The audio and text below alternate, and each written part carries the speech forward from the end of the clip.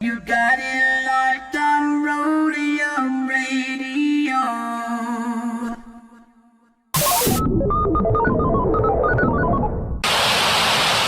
Hey Tony, drop that what bass? I bet. Dr. Dre in the place to be. Co-rockin' shit with my homeboy Steve. After Roadium, get stupid yo. Don't think that you can get none of Dre, the motherfucking doctor, the bitch hopper, the sucker motherfucking stopper. I'm fucked up, so don't mind what I'm saying. I'm just kicking it with Steve, Tony, A, and Susan. Yo, we can choose it. Dope shit to put in a mix. Know what I'm saying? We kick shit like and that's a fact. And if your shit ain't in a mix, you know it's whack. And that ain't no bullshit. I'm kicking facts on a serious tip. Word up, Dr. Dre's in full effect doing serious damage, boy. Tony A! Tony A! When you're ready, go.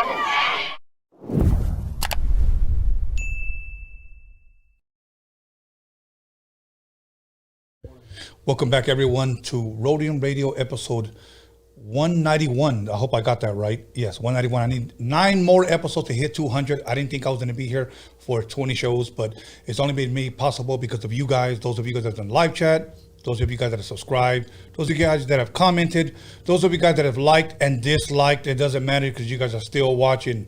Okay, so I want to thank each and every one of you guys that are tuned in. Subscribed or not subscribed, I know I got a lot of people that are not subscribed watching, but I appreciate you. You guys are probably home, chilling, eating your top ramen, drinking a Modelo, watching me. Okay, so thank you once again. Before I introduce my very special guest of the night, a few announcements. Some of you have asked me for Mr. D t-shirts. I finally got them in today. I only got a few. So if you DM me, I'll make a post tomorrow on what sizes, what colors. We only have black and white, and we have like 3 different or 4 different images on the shirt. So once again, if you're interested in a Mr. D shirt, hit me up. I have a few, like maybe 10 CDs left. Hit me up if you guys are still interested in purchasing a Mr. D CD with 2 full songs, No Love and Let's Get It On. Well, we're already done with his second single. We're working on the concept on the video. Visuals are very, very important. Once again, if you want to submit your music and be a part of Roadium Radio, once again, please understand that it takes about a month or 2 because there's a long list of people before you. But submit your music, submit your videos, and a short bio to roadiumradio@gmail.com, roadiumradio@gmail.com, and we will get to you eventually. I know a lot of you guys are frustrated with me. You've DM'd me and said, I've been sending you my music for the longest time. I get it, but when you get 50 emails a day, you get backed up. So give me a chance, please. I've been doing this. I'm going on 2 years now, and I'm trying to squeeze everybody in. So even if you're not even a rapper, you're an actor, you're a podcaster, you're an athlete, you want to promote your OnlyFans page, I don't know, hit me up. Okay, we'll try to make it work. So if I have anything else to announce, I'll announce it before break or after when we come back. So without further ado, please allow me to introduce my first special guest of the night, Sammy Joe the Fox. Hey, how you doing? I'm good, man. I'm glad you're here. You know, you're really nice. Like, I don't even let people come on if I don't like their music. I'm just like, nah. You know, it's funny. Okay, I'm glad you brought that up because some people have said, did you listen to my music? Did you listen? Yeah. And I tell them like this, look, bro, honestly, I'm here to help you. I don't have to like your music. Okay. I don't. Yeah. But here's the thing. There's an audience out there that will. Yeah. Okay. True. So what we do, we bring you on here, we promote you, we give you an interview, and we go from there. Yeah. Good luck. Good luck. That's it. That's it. So how was your day going so far? It's pretty good. I'm excited to be here. I'm excited to meet you. I was looking at your pictures over there and I'm like, this is a real G. I feel honored to be here and to be interviewed by you. Thank you. And we've actually have interviewed people here that are mutual friends, like B-Real. Yeah, definitely. B-Real's an old boss of mine. I did B-Real for 5 years on my own, like my own show. But I actually started off with B-Real on Tattoo and the Crew, which was a show with Tattoo from the radio and DJ Head, who now does 92.3. Okay. Yeah. Before we get into because a lot of people don't know that this woman here has a lot of history and I think it's important. I think we all have a story, and I want to hear her story. I want to hear her share it with you guys, and then I want to ask you guys to support and subscribe to her YouTube page. Appreciate that. You know? Yeah. Now, where originally are you from? Where did you grow up at? I'm from Montebello, California. Montebello. Born and raised there? Born and raised Montebello. I know some people get weird, like I'll be like LA at times. So I started going back to saying Montebello because LA people just get so offended, you know?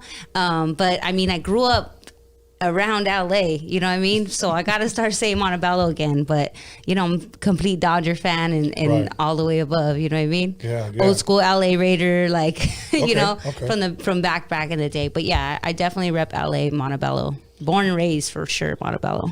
You know, it's funny. Okay, growing up as a kid, you hear Montebello, you hear Hermosa, you hear the name Los Angeles, you hear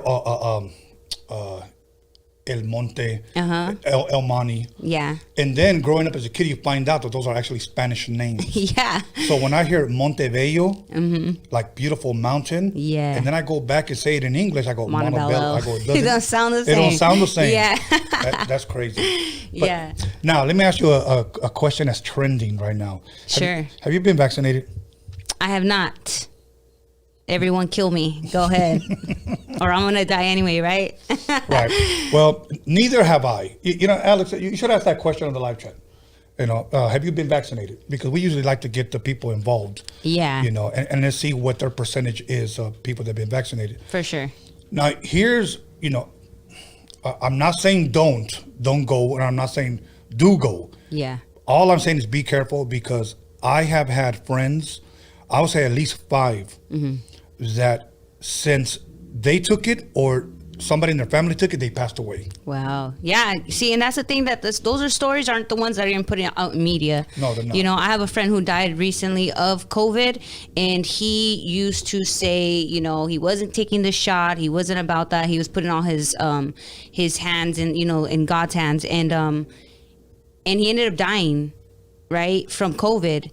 And I mean, everyone who got a shot must have just decided, especially media, that they needed to put this story out there. So they got him in his like deathbed, basically pictures of him from, he posted himself in the hospital, you know, saying that like, see what happens when you don't get the shot type of deal. Oh. But it's like, we're not really seeing the other side of that, you know? And I'm not taking it because I think I'm going to die.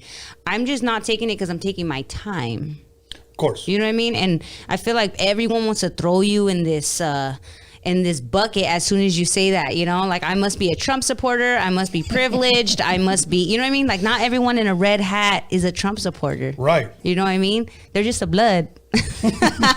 But you know what I mean? It's like, I keep getting put in there, and that's not it. It just comes with other things. I'm being very, very careful. I'm 33 years old, and I'm still debating if I want to bring a child into this world, and I don't need the shot messing with certain things. So I'm kind of like just playing it cool to see what happens first, you know? Is there a rumor saying that people that take the shot can't have children? It's just, it messes with, it's going to do something different to everybody is what I believe is being said.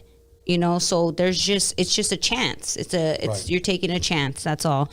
But I have nothing mean to say about people who have taken it. Right. But the people who have taken it definitely have something mean to say if you don't take it. Yeah, I talked to a quick story. I talked to a friend today that he said he's been out for the last 2 weeks. He said the first shot really fucked me up. He said I took the second shot today. He goes, and I feel worse. Yeah. And this guy's a healthy dude that works out. Mm-hmm. Now, I usually, when I get up in the morning, I usually take a walk. Right around the corner is a diner where I go eat. Okay, cool. And there's a lot of older people there, maybe late 60s, 70 years old.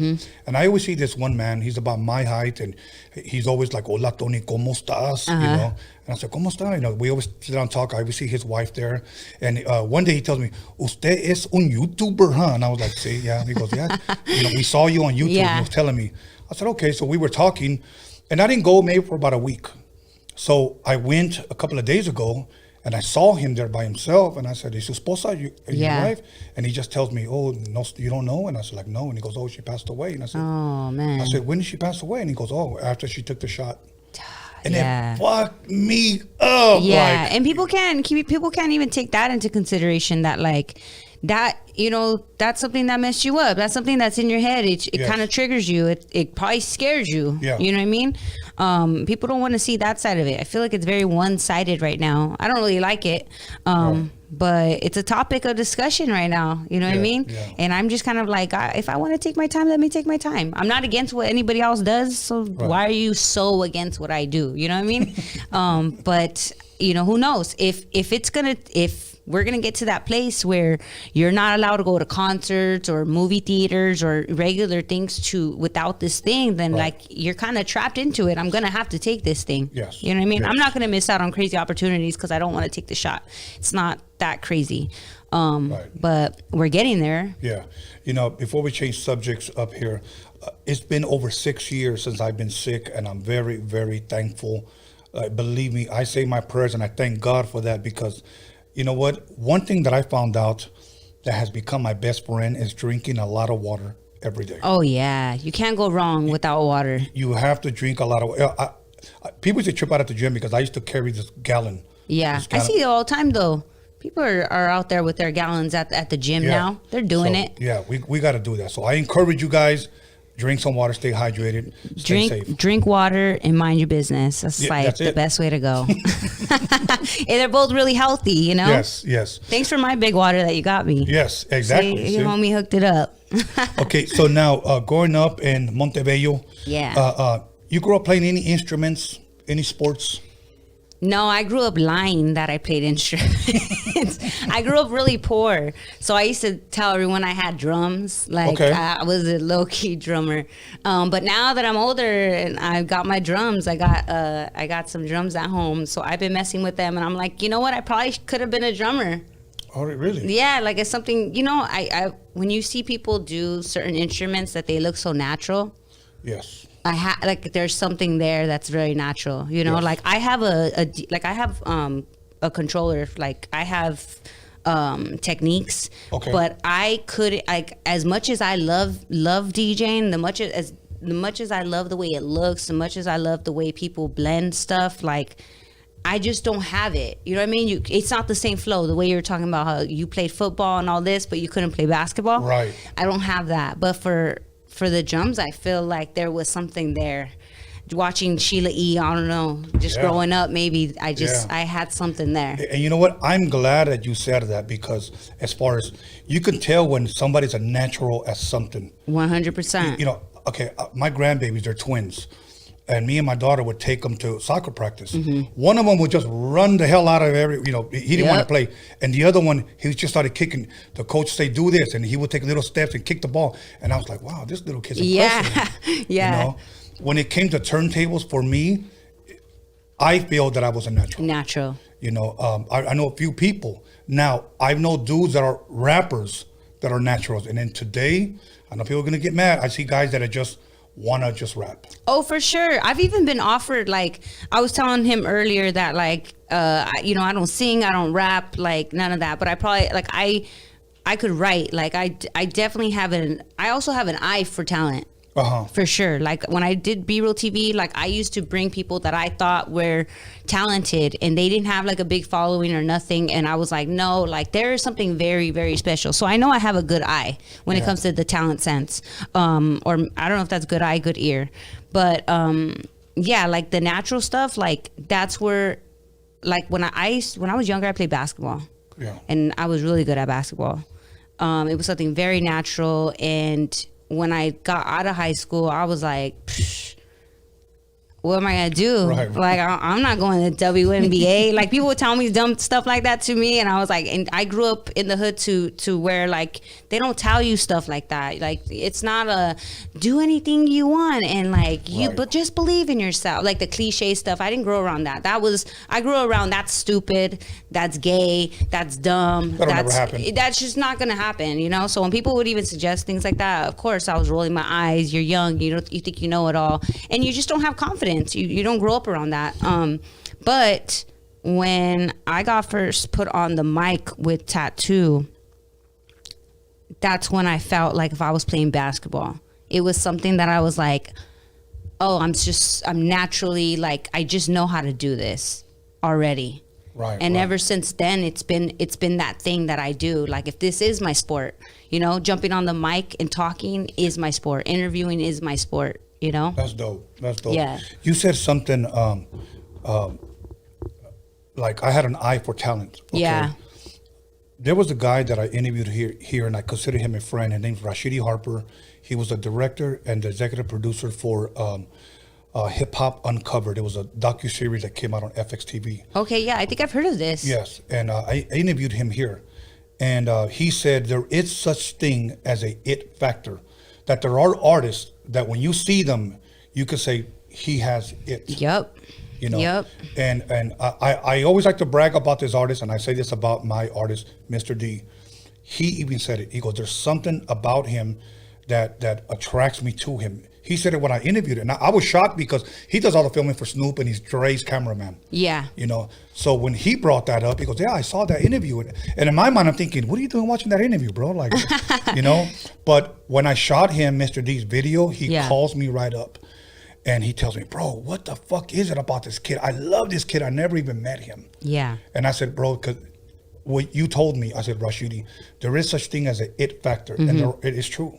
It's true for everything too. For everything, it doesn't have to be just one thing. Like you could even be like, I feel like this sucks for DJs because we have a lot of DJs, right? And some DJs, they're like, they really want to stand out, and that's why they became DJs too. Yeah. You know, and they could be really good at it, and then they don't have enough followers, or they're not that attractive, or whatever the case is. They don't hang out with a bunch of girls, and people sleep on them because they're not even worried about their talent. Right. You know what I mean? And it's like, then we have DJs who aren't that great, who will go out there, but they got the it factor. Yes. And then it's like, ugh, what could you do? What could you do? What could you do? It's honestly, it's I feel like that's where like podcasting is going. You know, like podcasting, there's certain people, like people will follow because they have the it factor, but like there's nothing from where podcasts started. Podcasts were started to like be more detailed. You know what I mean? To impact, to teach you, to have teachable moments, you know? I think it's changing. I think it's becoming more of the it factor now. I think so too. And I'm glad you went there because, okay, growing up, K-Day was on AM, and that's what we used to listen to, 1580 K-Day. And, you know, back then it was like, yeah, you know, that shit. Yeah. You may get Love some that. Spanish music every once in a while. So yeah. in 90s, everything went to FM. Now we have 92.3 The Beat, and we had Power 106. Yes. So then we have Power 106 and back K-Day. Okay. Yeah, 92.3 The Beat back then. Right. Yeah. Now, 90s, I listened to the radio. Now, I don't listen to the radio. Same. Like, Same. so my thing is this, because I said this a year ago, and some radio people that I know hit me up and said, "You shouldn't be saying that shit." I said, "Bro, I'm going to say whatever." Hey, man, fuck them. Yeah, exactly. I don't give a fuck what they say. Exactly. They So, wouldn't, you know what, radio people, I'm not saying fuck all of them, but a lot of them see things and they can do things at their, they're given this place. Like if you're a rapper, they're given this place to, you know, have a platform and to, they can help people from that place. And a lot of them choose the ego part of like being a rapper. yeah. Instead of being what back then a radio host used to do, which was they were our homies. Yes. You know what I mean? Yes. The Baker Boys, Big Boy. I felt like these fools were like our homies. And they would come into like Montebello used to have a parade. I don't even know if they have the parade anymore, but they used to have old school parades, and Power 106 would be up there, you know. And a big reason why I wanted to do radio is because when I saw who was on the radio, they were big people, they were fat people. Yeah. You know what I mean? And I was like, dang, like it's so cool that no one cares how they look. Yeah. They're just our homies. Like you could call in, they treat you like the homie. You call in and talk about your high school, and then they give you a shout out on the radio. Like that, it's not like that now. No. These people are given a whole different place where especially because of social media now, I think they feel entitled. Yes. And so if you hear me talking shit about it, I'm talking about those people. Yeah, yeah. You know what I mean? Because they see, and then a lot of them are of Raza. Yes. And they're not, I don't see the big help unless people are paying them to help. And a lot of reasons why I didn't get put into radio, I have heard that back end on it. Like, you know, I'm honest, I'm truthful. Yeah. I want to be myself, and I don't need to lower myself and just be the girl who does the reports on the radio, because that's what the girls do on the radio. Like, Eye why? candy, maybe? Yeah, and then there's the eye candy, you know what I mean? And that's to another. I've been in the radio stations where they're like, take off your jacket, take off your sweater, like, and then there's a fat person sitting next to me who doesn't have to do nothing. Right. Where I'm like, how come, why is it me? Like, oh, okay. Like, what did I get invited here for? Right. Like, is it my personality? Is it my looks? Like, what is it? Yeah. You know what I mean? And then I've been told, like, I've been told because I smoke weed. Okay. But I always think of Cypress Hill when people throw that one at me. Okay.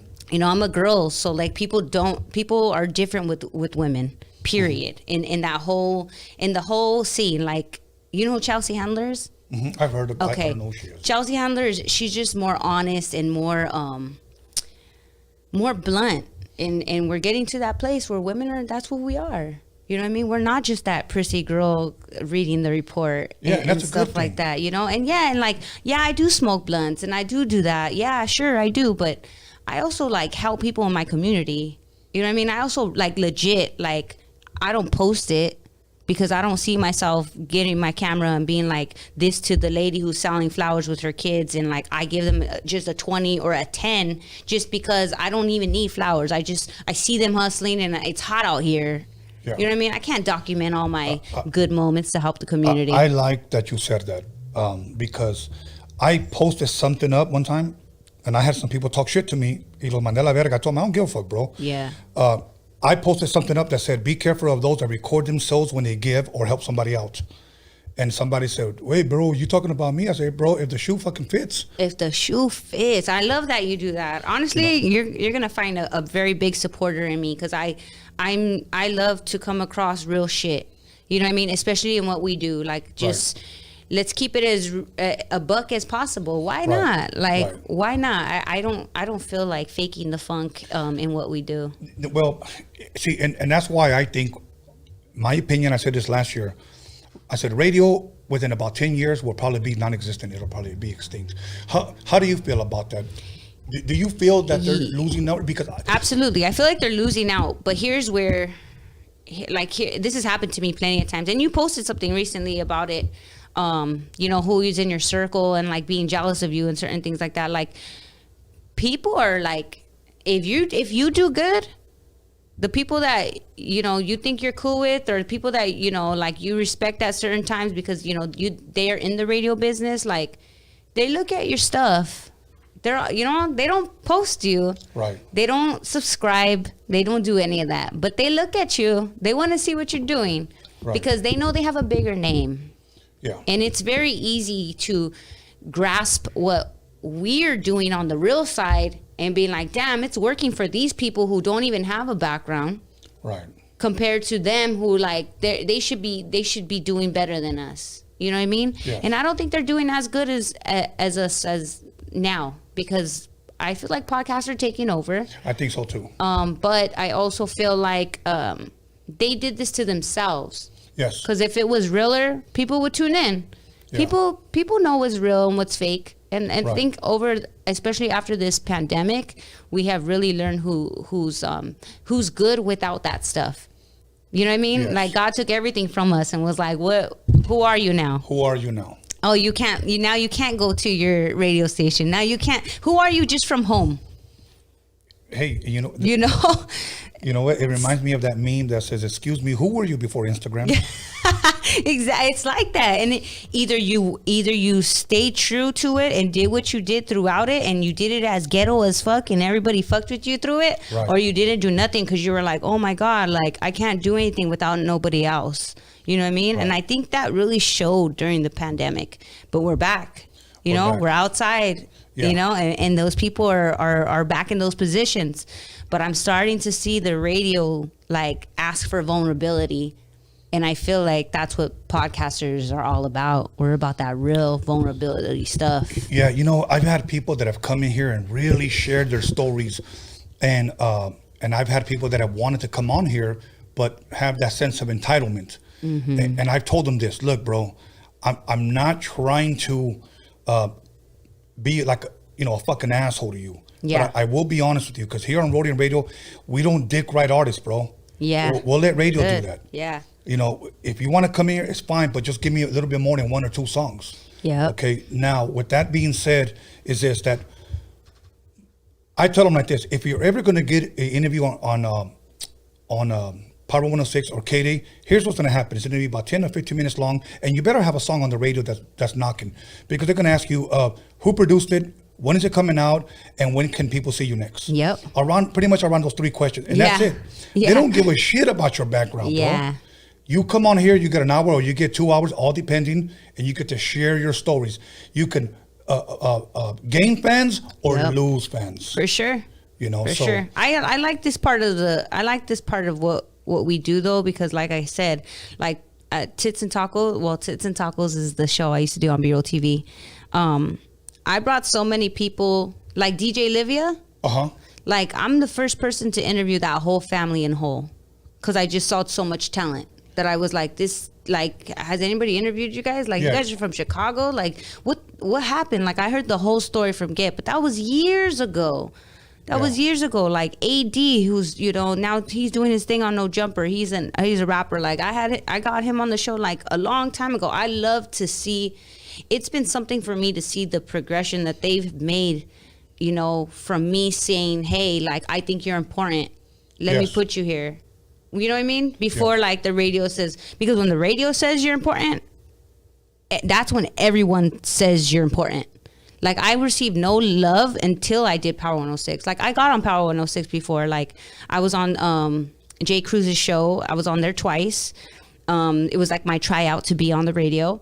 And man, people came out of everywhere showing me love. And I was like, this sucks, because I work on my own show. And it's blood, sweat, tears, my own money invested. I work a full-time job, and no one showed me that same love until I said, hey, you guys, I'm on Power 106. Then it was like, congratulations, and this and that, you know what I mean? So some of those things, when you go through it, you start to realize, like, those things they're not what they look like. Right. You know, it's very fake.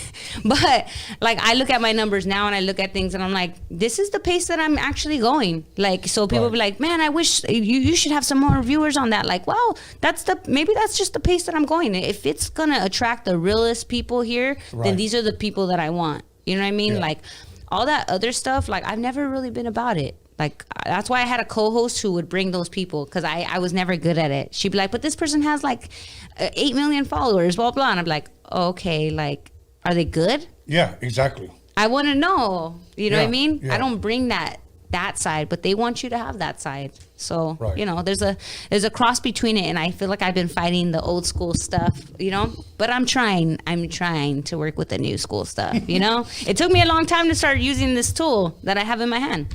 Yeah. It took me a long time to do the social media thing and really do it, and even sometimes now I'm like, hey, I just don't want a phone in my face. Right. So. Well, some people can't live without their damn phone. It's true. But I have those moments where I'm like, I need to be, I see that it's a tool. I listen to Gary Vee a lot, and like, if you did your show without the cameras and there was like a distorted thing, like, he would still say, yo, who cares? Keep fucking doing it. Yeah. So I always think, like, when he says that you have a tool at your hand, like, he's right. Like, what am I using this for? Like, we don't make phone calls anymore. This is not the 90s, right? We're only texts. So I work, you know what I mean? So I'm like constantly like, okay, I need to use Instagram. I need to use social media. Like, there is no excuses now for any of us, Yeah, no excuses. Now, I was only on Instagram when I came back and I was filming this documentary that I was telling you about earlier.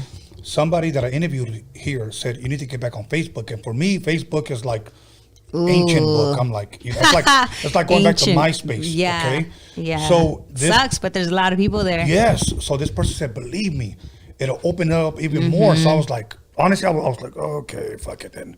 I did it. Now, when I look at my analytics, I get more clicks that come to my YouTube from Facebook, way more than Instagram. Oh yeah, for sure. I've been dodging Facebook so much. And you know why? Because I have like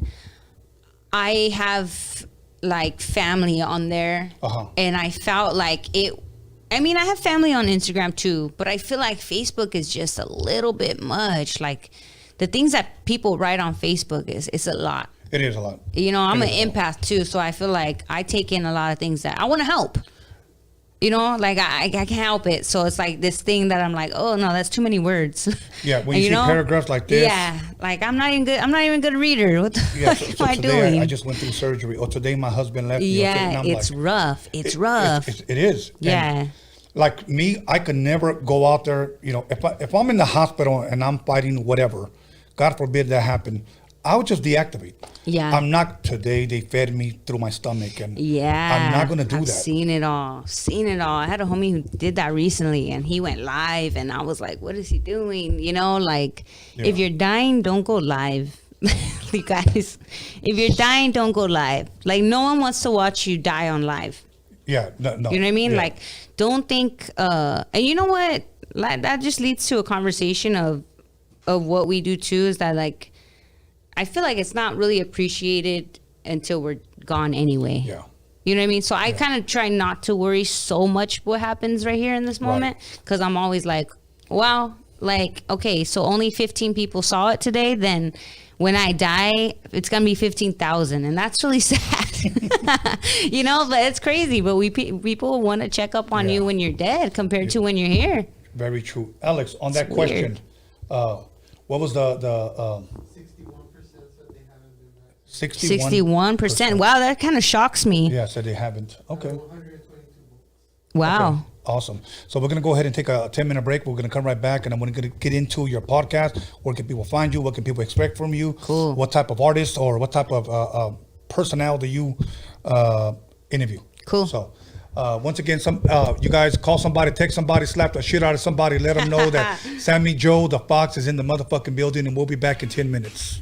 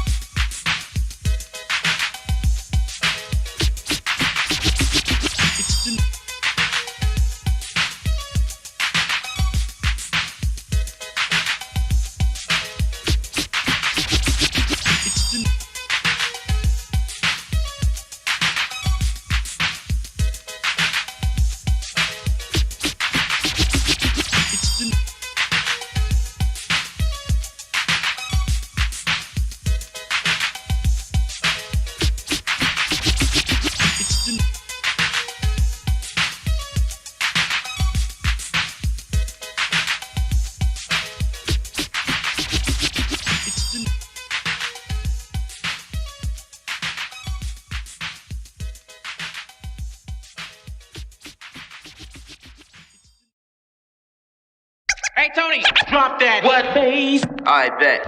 My name is the Croft, the C-R-A-W-F-O-R-D, the poet high C. Tony A, the wizard, just as cool as a blizzard. Thinking out of tongue, stabbing pussy like a lizard. Ooh, so sorry, homie, I didn't mean to say that. Steve is in the house. Come on, won't you play that funky dope beat? You know you gotta throw me some Stanley's ass Croft coming straight from the Roadium.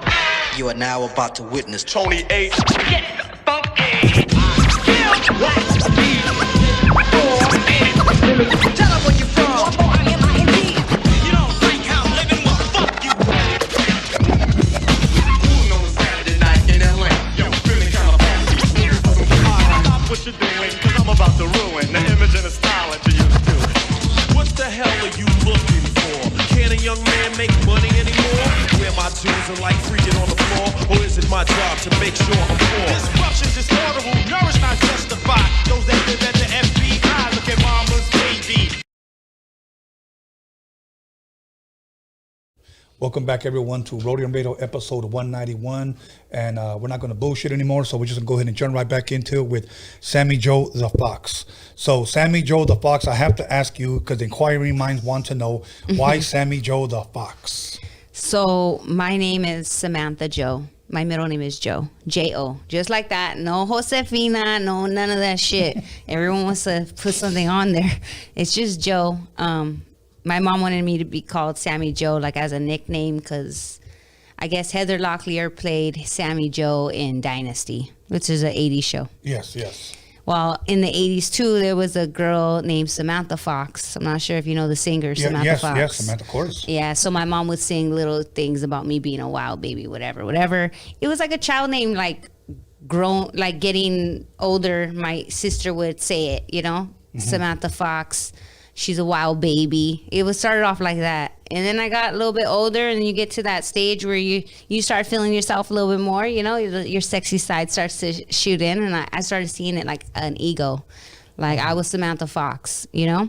Oh, and I didn't grow up raised by my dad, and I kind of resented him most of the time that I was growing up. So I didn't like my last name, which is Herrera. But I felt like I had no relation to him. And like, it didn't mean anything to me. You know what I mean? Right. So I would say, you know what? When I grow up, I'm going to just wipe that last name out, and I'm going to change it completely to Fox. You know, I asked somebody when I was little, straight up, like, how do can you change it? And they're like, yeah, you could change it. You know, I was like, cool. So I would tell people my last name was Fox, like, all the time. People didn't even know my last name for a long time. Wow.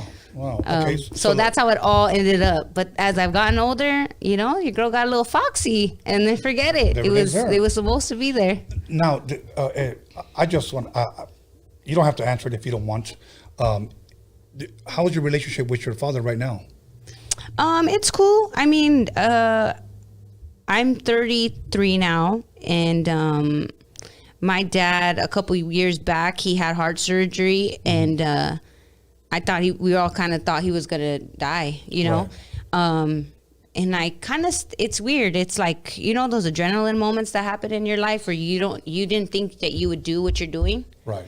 Like I kind of stepped up to be there for him, and like I thought I was gonna hold his hand till death. You know, I was like, okay, I'm gonna get you. Like, let me take care of this man. There's like a woman in every woman that has this like mom thing, you know, like this trip, and I think it came through me then, and I think it changed our relationship because he made it. And when he made it, I think he just kind of I kind of felt the appreciation afterwards. Yeah.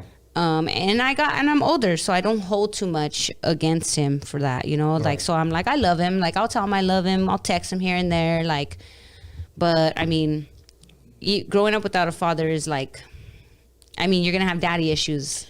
Yeah. You know, and here's my thing. I like that you said I text them I love you, because I text my daughters that I have, my two daughters.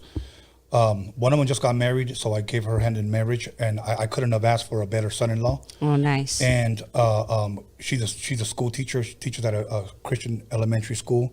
And I always tell her, I miss you, I love you. And I'm always affectionate. When I see them, I hug them. One of the other ones in the Air Force. She gave me my twins, my two boys. Nice. So I'm always calling her babe. I love you. I kiss her on the forehead. Sometimes when, I still tuck her in. Yeah. You know, and she's 25, and my two twins, they're like, "Good night, Grandpa." Yeah. So I tuck him in too. Yeah. So, but I think it's nice. important for us to continue to always show our affection and our love for our daughters. For sure. Like you know what? There's some people who are walking around who never got that. Yeah. You know what I mean? I have a homegirl who her father passed, you know, when she was a baby. And then you have fathers who just never came back after they went to go get the milk. You know what I mean? They delivered the milk and took off. Yeah. So like I feel like I'm lucky that like I got to know him. I know who he is. And we're good. That we're on a good, you know, we're in a good space. Okay, good. Yeah. Now, when you started to do, if you will, when you started to get into the industry, was it first with B-Real? Was it first with radio? How did that start for you? Yeah, I started off on B-Real TV with Tattoo and DJ Head. Now, how did you get connected with them to get into that? You know what? God is funny. God works in mysterious ways. We all heard it before. But I really, like I told you, after high school, I didn't think I was going to do much. I didn't know what, I mean, man, I thought to go to the military. I thought like maybe I should be a cop. Like I was like, what can I do to make money and keep myself out of trouble type of situation? Because for some reason, I'm a street girl and I didn't have that. I was strictly just like, the thought of radio was in my head since I was a kid. But never the belief that I would actually do it because of how less fortunate I felt growing up. So like not having a car, you know, like I wanted to do street team at Power 106 as soon as I got out of high school. Like there's no car, you know what I mean? So I was like, how am I gonna get to Burbank? Like what am I, you know, what's the hustle that I gotta figure out how to do that, you know? It wasn't working out. So I did little jobs, left little jobs. I'm the type, like, if I don't like my job, I just straight up quit. Like, I don't even give it a thought. You don't come back after lunch break? I just don't. Like, did you say this? Okay, cool, I'm gone. You know, like, I just happen to be one of those. So I don't have a great resume, you know? And I just didn't know where I was going. I was lost. I low-key, like, I didn't want to even live, you know? I was kind of like, I don't know where this life's supposed to go. I was fighting a lot of my demons, like during these times from a young age, of course. But like when you're out of high school, you have to fight your demons more because now you're not distracted by school. You know what I mean? Right. I didn't do good in school. I didn't think I was special. I didn't think I was going anywhere. I knew a lot of people. I knew how to throw a party. I knew how to talk. Right. But I didn't think I was going anywhere. So I was kind of praying on it that like, God, I don't know what you want me to do because I feel like just leaving Earth. Right. You know? And then next thing you know, I got hit up by Tattoo's manager at the time. And it was just this random email. And I got tagged on it through Twitter. And he was looking for a girl co-host. So he was like, I'm on B-Real TV. I'm looking for a girl co-host. I have a DJ, blah, blah, blah. My Uncle Jason hit him up because he's a big fan of his. And he was like, I know a girl who would fit perfectly with you. She'll roll your blunts and everything. And he's talking about me. So he reached out to me. Now, at the time, I had Inspiring DJ in my bio. Okay. Because my plan was, in my head, I had this plan that I was going to be a DJ. Okay. And then trick everyone once I got into a radio station. Because I was like, oh, I'm going to be a DJ and I'm going to have that it factor. And then I'm going to sneak my way into a radio station and be like, look, I just want to fucking talk. I don't want to do this, you know? Right. That was like my hood plan. And then that came up. And then he wrote to me and he was like, oh, you want to come DJ? And I was like, you know what? I'm actually not a DJ. Like, I just put that in my bio, you know, because I was kind of like, you ever seen Catch Me If You Can? Yeah, of course. Yeah. So I would kind of like trick people when I went out. Like, I was always networking. Good old Leonardo DiCaprio. Yeah, yeah. I was always networking. Like, people have heard all the time. Like, I have friends to this day that be like, I'll never forget you were like, you told me I'm going to do this, I'm going to do that. Because I used to just talk. You know, I was like, I have these ideas, but I'm just going to talk. And I would trick people. You thought I had it all together. I only had maybe $20 on me. You know what I mean? That's what was my networking techniques. Like, I'm going to know people and figure this out. So it wasn't working. I prayed to God, and then this happened. He hit me up. He asked me to come kick it. I was like, no, you know what? I'm not a DJ, but tell Tattoo that he's going to see me again one day. Watch. Just let him know one day he's going to see me again. Right. So then Tattoo hit me up, and he was like, I want you to come kick it. Like, just come kick it in the studio. And I was like, all right, cool. I came to the studio with my 2 homegirls, like, literally a girl with no crazy aspirations like that. Just a tall can, some chucks, a muscle shirt. Like, just this little baby hood rat, you know? He told you to come kick it. He just told me to come kick it. I was like, fuck it. Got a ground and bounced. Showed up. And then he was like, from the moment we met, we had this, like, these smiles on our faces. Like, we just had this energy already. And he was like, you know, you want to jump on the mic? Just like that. Just, you want to get on? And I'm thinking, like, this is a radio show. Like, what? Like, okay. But I was like, yup. Like, I didn't think about it. Nothing. I was like, yeah, let's do it. Jumped on the mic with him. And he was like, what if I told you I want you here every Sunday? And I was like, I'll find a ride. I didn't have a car till I was like 26 years old. So, you know, this was like, I probably was like 22, 23 years old when this happened. So I was like, sure, I'll be there. So I did. I used to get a ride every Sunday to go do Be Real TV when it was just like this little, it was smaller than this. It was a small little building like off Flower in LA. And then I ended up meeting Be Real. But it was that show that I was like, I went with Tattoo to go have lunch like the next day. And he asked me, what are you going to do in 5 years? Like, what do you see yourself doing in 5 years? And I was like, I don't know. To be real with you, in my head, I was like, I don't want to be here, you know? Yeah.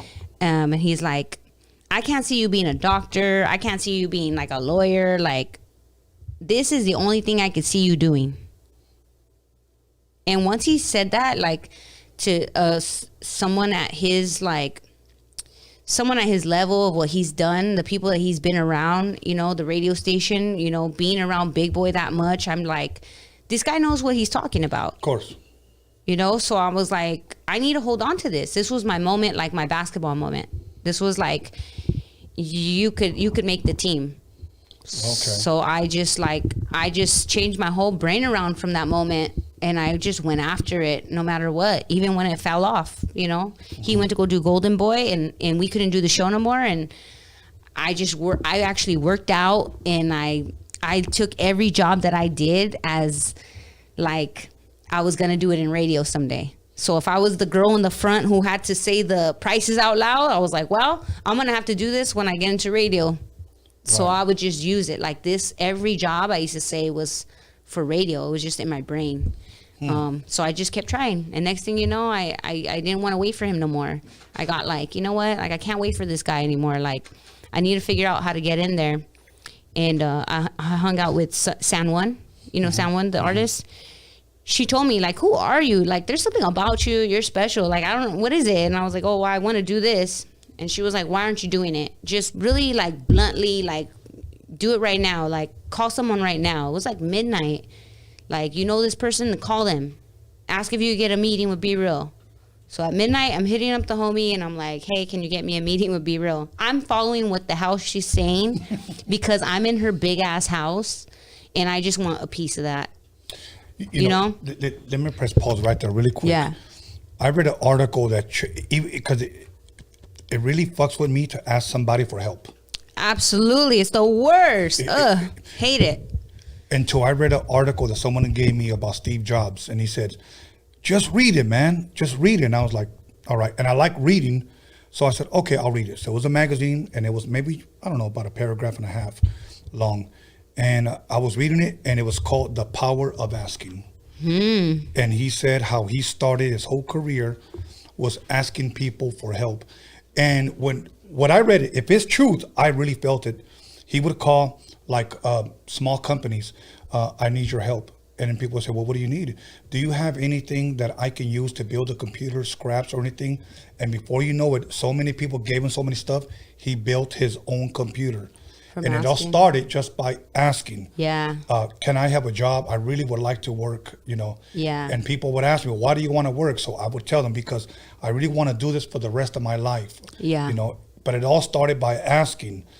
And there's times, I'll be honest with you, that people tell me, yeah, man, I'll hook you up, hit me up. Yeah. And I'm like, man, I don't want to ask. Yeah. You know what? I think it's a big part of our culture. Yes. That there's some trauma in there. I'm not saying like I feel like a hand is gonna smack me for asking, but Right. I feel like there's an invisible hand that might smack you for asking, we were taught like, Yeah. don't ask for much. Right. You know what I mean? And then like my mom, my mom didn't have my dad on welfare, so my mom didn't ask for money and stuff like that. And I used to see it as a very like prideful, strong point from her, where I was like, even that, like not even asking the homie for money, like he created me. Right. You know what I mean? Where I saw her independence and I saw how much my mom worked her ass off, and then like my stepdad didn't work as much as her. And I saw everyone kind of eat from my mom's plate, and but my mom didn't ask for people for help. And I was like, I think I kind of got that from her, where I was like, I don't even want to ask people. You know what I mean? Yeah. But it's a trauma thing, I think. And I think this is very true. Nobody hustles harder than a single mom. Sheesh. For sure. I thought I've done it all. People say I do. Like, I know I've had a million jobs and I'll do it all at once. And it's true. Because when I look back, I'm like, how did you do that? How did you take care of 5 kids?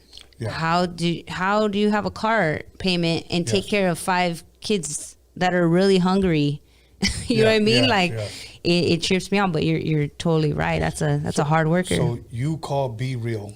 I called my homie Shiki and told him if he could get me a meeting with Be Real, and he said, yeah, he got it for me. He told him who I was, and he remembered me from doing the show with Tat, and Be Real side guy, which is Kenji. I was like really cool with him, and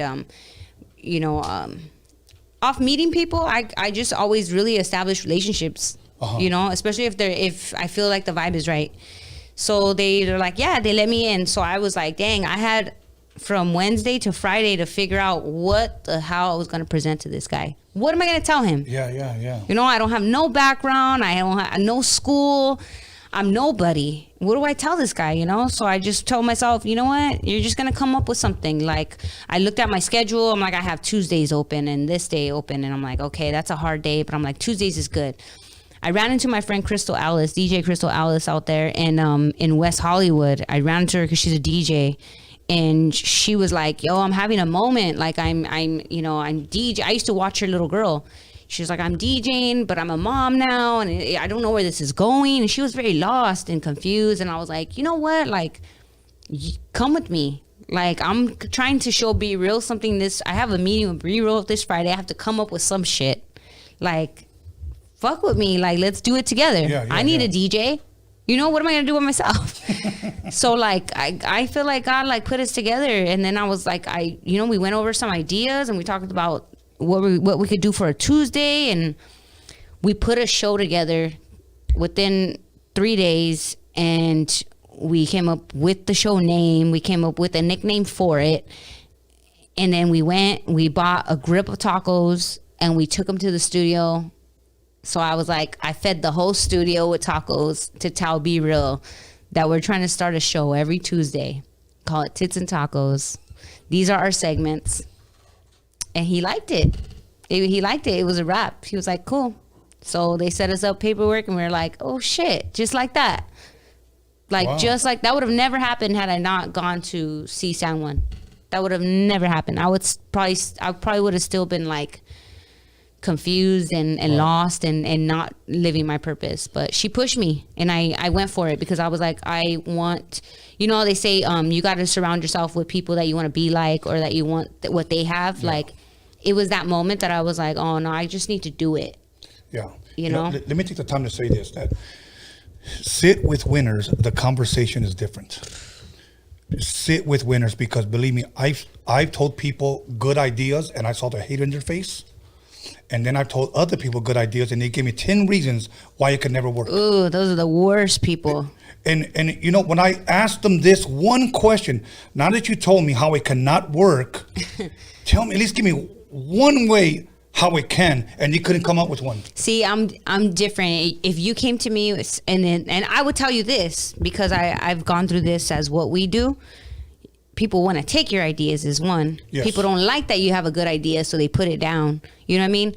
I would have already hit you back with something. Like you, I'm a lot like that, because I think from a producer mentality. Yes. So like when somebody else comes to me, like Street Scholars came, they came to use my studio recently, and then they were like, we're gonna do a show today. We want to start doing one at noon, blah blah blah. I'm like, cool. Yeah. I called it. I said, they were like, what should we call it? What should we call it? And then I was like, a nooner. Because they're, you know, they talk the way they talk. I'm like, a nooner. It matches up. You know what I mean? Like, just, I'm willing to give you something, and I don't need anything in return but respect. Right. But respect. That's all I ever ask. Yes. You know what I mean? So, like, I come off with ideas continuously, and like I can't sleep at night, you know. So like when you said like, hey, I'm thinking of doing this and this and this, and I probably didn't agree with it, I'd be like, hey, you know what, I think you're onto something, because this part seems right, but you know what I would do differently? I would do this. Yes. I'm just gave you my own idea from you know what I mean? And that's like a genuine thing. But people who come out with like, I've been told, like, I said I want my podcast to come out every Thursday night so that way people listen to it Friday morning. I've been told in front of a group, oh, that's a horrible idea. It's a horrible idea. It's a market. That's a horrible market. I don't know why you want to do that, but okay, whatever. You know what I mean? And I'm like, okay, that's weird, first of all. Right, you know what I mean? right. Like, I've been doing this longer than you, and then you spit at it like that. That to me sounds disrespectful. Yeah. But then for later on in years, for that same person to go and put their stuff out the same day, like, I thought that was a bad idea. Yeah, I know. That's where you have to start cutting. Cut. Yes. Cut them out. Cut them all out. Because you know what? We can do big things together. And people don't realize, like, that's what I really see, especially us, like Raza. Like, we need each other. Absolutely. And we don't play like that. No, we you know what I don't. mean? Like, We don't. I'm happy to be here and promote your show as well. Especially like knowing a little bit more of your background, even more so. You know, but without knowing that, I still would have done it. Yeah. Because I know what it's like to do this job. It's not easy. You have to keep up consistency. Yes. You know, sometimes you gotta pay people out. Sometimes you don't. And you gotta feel that too. It's a lot that goes into this, and I appreciate this game so much, you know? Yeah, you know what? And I'm glad you brought that up, because sometimes it's not hard. I mean, it's not that easy. I get up sometimes, I'm like, fuck, I don't want to do this today. Yep. But when I get here and I sit here and then I hear your story, I'm like blessed. And you're blessing others as well, because there's other people that have probably heard the same thing that you're saying. In other words, I tell somebody a good idea and they shit on it. Oh, hell yeah. You know, so Yeah. A my lot. thing is this. I always tell people, now, you have a good idea, keep it to yourself. It's true. Like I just started a new show. Let's talk about that. Yeah, so my new show is called Play and Pause, and I'm doing a lot more of Twitch, because Twitch is, first of all, I love the Twitch community. During the pandemic, we went from doing IG Live a lot and have like meeting a few people in the chat, and shout out to everybody who's in the chat right now. I'm sure some of them are in there, but this was like the quarantine teams, you know. And then we went from IG Live to going to Twitch and supporting my homegirl DJ Angie V, and that community, it's just been like, they've been so giving, loving, supportive. Like I want to do more with them because of how much they've given me. You know what I mean? Right. So I'm like, I'm going to do more things on Twitch, you know, so I can engage with them and build a bigger community. And is this just audio or is this visuals as well? It's visuals. Okay. So it's a live stream, like kind of like what we're doing right now on YouTube, but it's on Twitch. People have like different, they're called emotes. So like emojis, and people put money into you. So after a while, they could subscribe to you and actually pay you to do what you're doing. You know, we've been doing, I don't know how much you get paid, but like I just started getting paid doing what I do, and that's in sponsorship. Other than that, you're not getting paid to podcast, you know what I mean? Unless you work for someone who really, truly wants to invest in you. So Twitch is a kind of nice way for people to like show you some love and also give you like a little bit of money too, which is cool. So now that I'm doing Twitch, I'm trying to make up different shows for my Twitch so I could be on there as frequent as possible, you know? Right. So you could have your own like radio show. You know, I would love to produce other people's podcasts and just have them on my page. You know, I'm glad you said that because, okay, for a while, I was getting a little bored of doing Roadium Radio. We do this Wednesdays and Sundays, okay? Yeah. On Fridays, we do Freaky Tales, all paranormal, ghost stories, spooky Oh, type of shit, yeah. okay? And then we take live calls and, you know, everybody shared. We get calls from everywhere. That's cool. And then maybe a month now, Alex, or maybe a little bit longer, we started doing Dining with the Wizard where we just eat, drink, and just talk about whatever current events and talk shit. And on that one, we never promote it.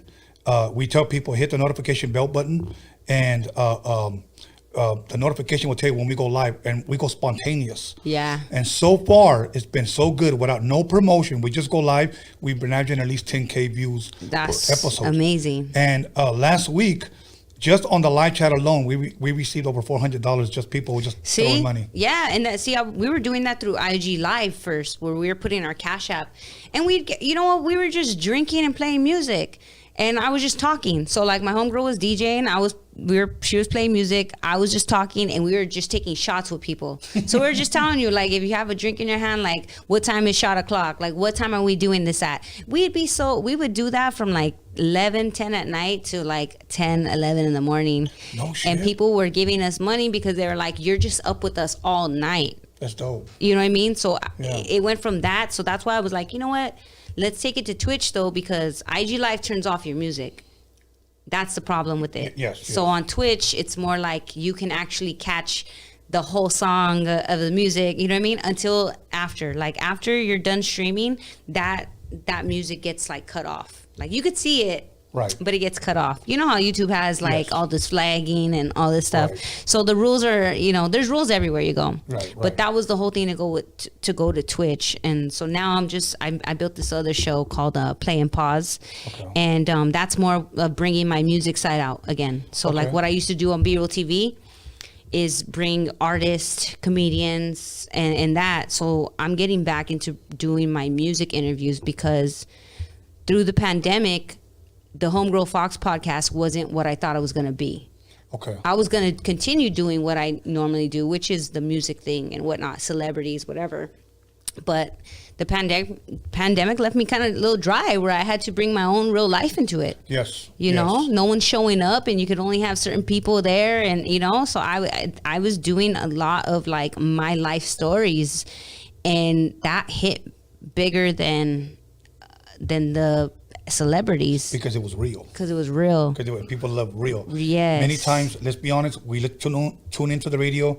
We're here to DJ Dick Ride the artist for like 15, 20 minutes, and you're like, bro, you got your tongue so far up his ass, you can taste some breakfast, homie. You know? Yeah, for sure. And here we can keep it real. So now, let me ask you this, because I'm sure there's probably artists that want to get on Roadium Radio, and I ask you, you will. But what if they want to get on your podcast? I know we have your Instagram up, and it'll be up in the description as well. Yeah. Are you looking for artists to? Now I definitely am. Like now that I just opened this whole new, it's another thing to keep up with. Yes. You know what I mean? To have somebody, to have a good story every week people, I don't know how people think this comes together, but it's not easy, you know what I mean? Because now, like for my podcast, I have to get people with good stories and people that are real. So when people hit me up for the music stuff, I was telling a lot of the PRs, like, hey, you know what? I'm not on B-Roll TV anymore. So like, I don't have this like music platform anymore. You know, I'm looking for a real story. Like I want to know if you were broke and you came up and how you did it and how can I motivate. Basically my podcast is to help people not feel alone.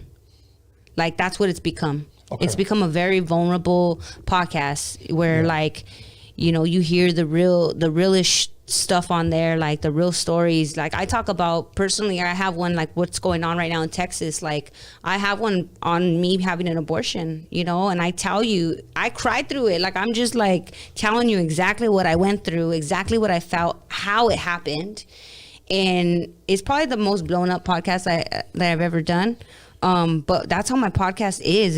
It's super true life. Like I just had people who came on to talk about the recovery, you know? So I had to separate it because I miss my music side. Yeah. You know, to get back to that, it means something to me. So like now I have where it's not really a podcast anymore. Play and pause is like you come on and we literally have like an intimate listening party. I'm going to play the music that I like, that I want to show my viewers because I think you're talented. So I'm going to show them this cut and this cut and this cut. And we pause and we talk about like what went into that track. We talk about some of the lines that were said. We talk about like who was this aimed at, who was, you know, like what was going through your mind when you created this one. We actually pause for a minute and talk about it, and then we just move on to back to the music. So it's like more fun. It's more it's not the same. I don't want my music artists to have the same interview that they have with everybody else. Good. You know, and it's the same here, because I've had people that I really wanted on here, and they were like, bro, you know, I haven't given an interview in over 2 years, but I gave so many a long time ago. Bro, believe me, when you come over here and the questions I've asked you, it's not going to be the same as everybody. Yeah, you know, because and like you said too, like one or two, like there's always those 3 questions. Yes. You know what I mean? Like, no, I want to know if you had a hard life. Like I had somebody on the podcast for music, and he didn't have a hard life, and I thought that was such a like not good podcast to me, because I was like, you don't relate to my people to help them. Very true. I don't need followers. Like I want to see if I could help somebody. That's what my podcast has really turned into. So the play and pause allows me to just go back to the music, have fun with the artists, and just display them on a positive place to say like, yo, look at this song. This song's a banger. Like maybe you never listen to this cat, but like these are the songs I fuck with. Listen, we're gonna listen to them right now, and we're gonna talk a little bit about them. Right, you know, so it keeps the attention span from going too far out, you know, but it also lets you know what's going into the music, and that's important. That's good. You know what? And if you're going to hit her up, please do me a favor. She gives you an interview. Please talk. Oh, yeah, that's the worst. That's people, the worst. Yes. But you know what? I don't like I said, you're a nice guy. Like I will like to listen to your music first. Like I want to make sure that my listeners know I can't fake it. Like I can't. If I don't like the song, I'm changing it. If I don't like the song, I'll be like, I don't know, bro, that one was a little weak for me. But you know what I mean? And I hate to do that to people, but that's why I say, like, let me listen to your music. You know, like, let me make sure that, like, I have a reason to interview you. Because some people think that just because of what you do, that you just deserve this, like, interview. But if I'm not interested in you, how can I make my audience be interested in you? Very true, very true. You know? So I do like to make sure that it's just like for myself. Like, my podcast, if the content isn't good and the story isn't great, then I don't feel like I had a good show. So I don't I would expect the same thing from my music artists. Like, I want to make sure you're good, so I have something to talk about. Right. Okay. Well, you know what? Here's what we're gonna do. Your Instagram has been popping up on the screen. It'll be also on the description. They can get a hold of you there. Yes. And if they're gonna send you music, do they just send it to your DM? Is that an email? Yeah, DM me. I mean, I have my email in there too. Okay. It's pretty easy. SammyJoeFox@gmail. But yeah, I answer back to pretty much my DMs. Like I could go back and forth. I'm not one of those people who's like, I just ignore everybody. Yeah. But I will check your page out first to make sure I know what I'm getting myself into. And I don't mean to offend anybody. I really hate to be fake. That's all. Right. See, and to me, by you saying, like your music got to be banging. Okay. Yeah. See, to me, that would encourage me, because I would be like, hell yeah, my shit is fucking banging. You know? And it should. Some people take that offensive, but hey. No, you know what's offensive? Like, it'd be worse if, like, your music wasn't good and I just have you in there because you have a big ass following and I just want to steal your followers. Do you know how many people in our industry, like, think only about that? Yeah. They don't care about your story. They just want to see how they can steal your following. And that's to me, that's just bullshit. You know, like when I went to the radio stations, I told them, they were like, oh, you know, would you interview everybody, blah, blah, blah. And I'm like, honestly, like, if you guys have Chanel West Coast here, no, I don't want to interview her. Like, I'd rather be in the other room. Like, I don't see what's so special about the girl, so I don't want to interview her. Like, I feel like you guys keep interviewing this girl for nothing, you know? And they just, like, look at me so crazy. But it's like, why are you guys here? Like, who are you guys here to display? The people that are already famous and already have money? Or are we actually trying to help our people that came from, like, think of where hip-hop started, in the streets. Yes. So we're like, we should be lifting those people up. Yes. getting them to that level.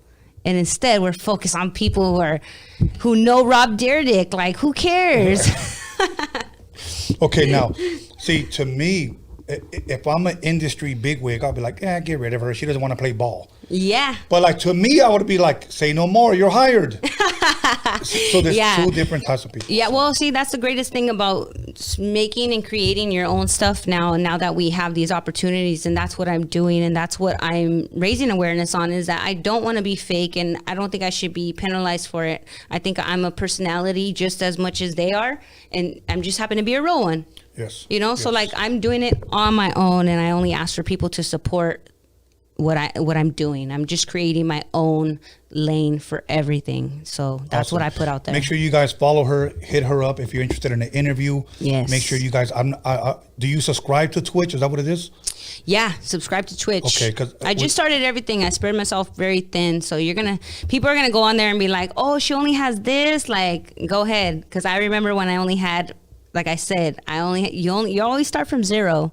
You know what I mean? Yes, we remember when we only had 15 likes. We remember we only had 100 followers. You know, everything is built. Everything is built. You know, it's funny. I remember when I posted up my very first throwback when I started my Instagram in 2017, and I got 2 likes, and I was excited. See, yeah, you know what? I remember I used to post videos like jokes. Like I used to make jokes videos, but somebody with a bigger name than me took my joke, and I went in there and I said, "Hey, like I did this. Yeah. Like, what do you know?" And everyone in the comments like murdered me. Yeah.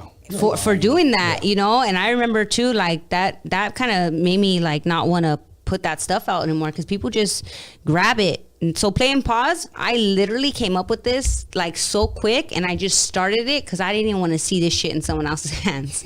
I was like, nah, we're just gonna do it. We're just gonna do it. It's my idea, and I want to be credited my ideas. Yeah, you know? Exactly.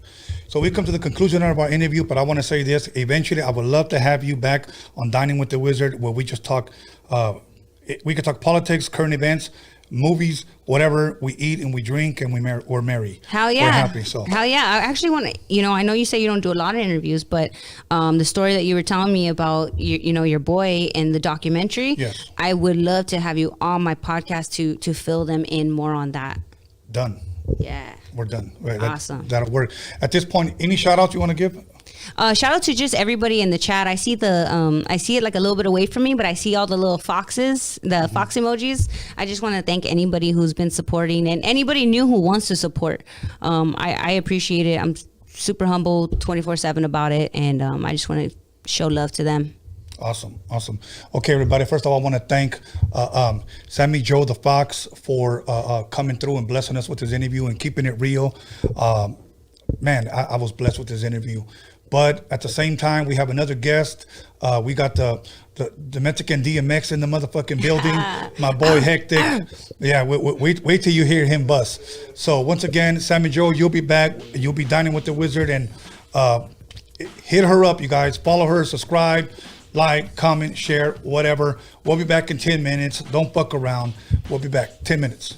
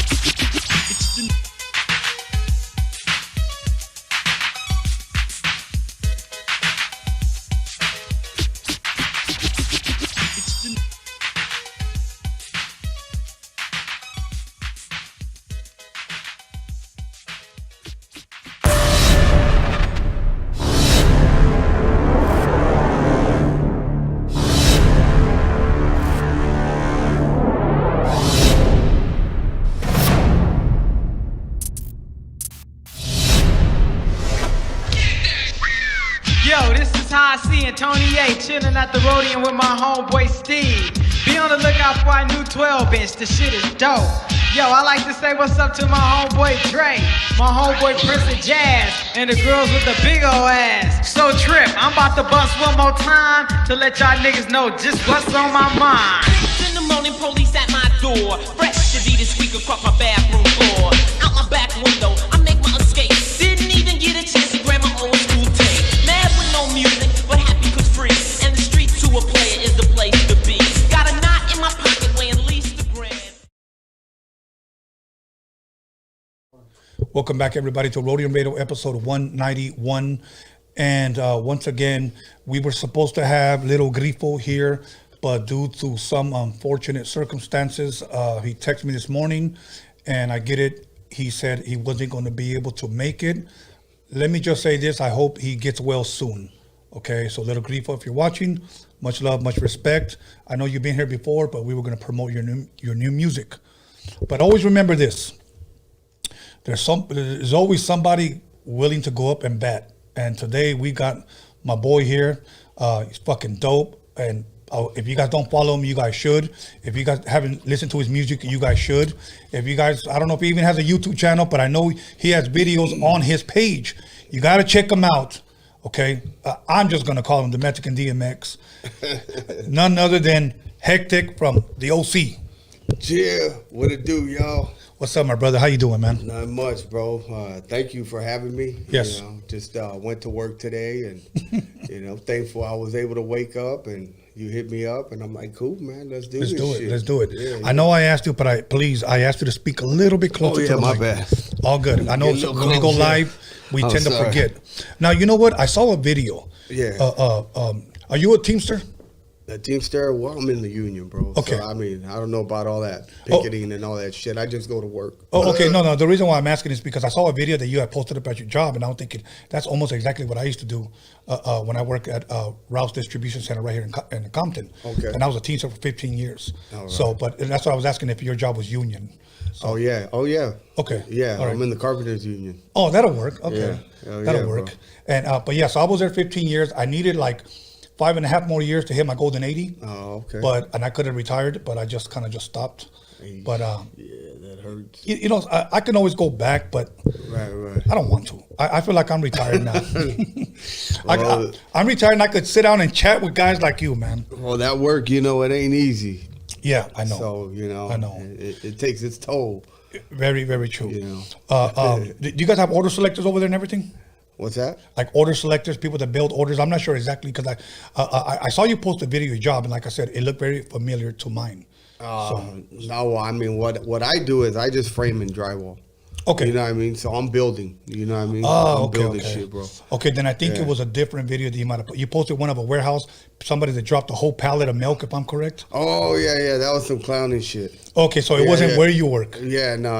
Okay, see, that's what I used to do. Yeah, okay. And believe me, I dropped my stacks of milk too, bro. Yeah, And you're yeah. thinking that shit's gonna come out of your pocket, but it doesn't. No. They just call sanitation and clean it up, go get another crate. Yeah. You know? So another pallet. But anyways, before we get into your music, because I know you've been doing a lot of videos where you're busting, man, and I love it. I'm digging it.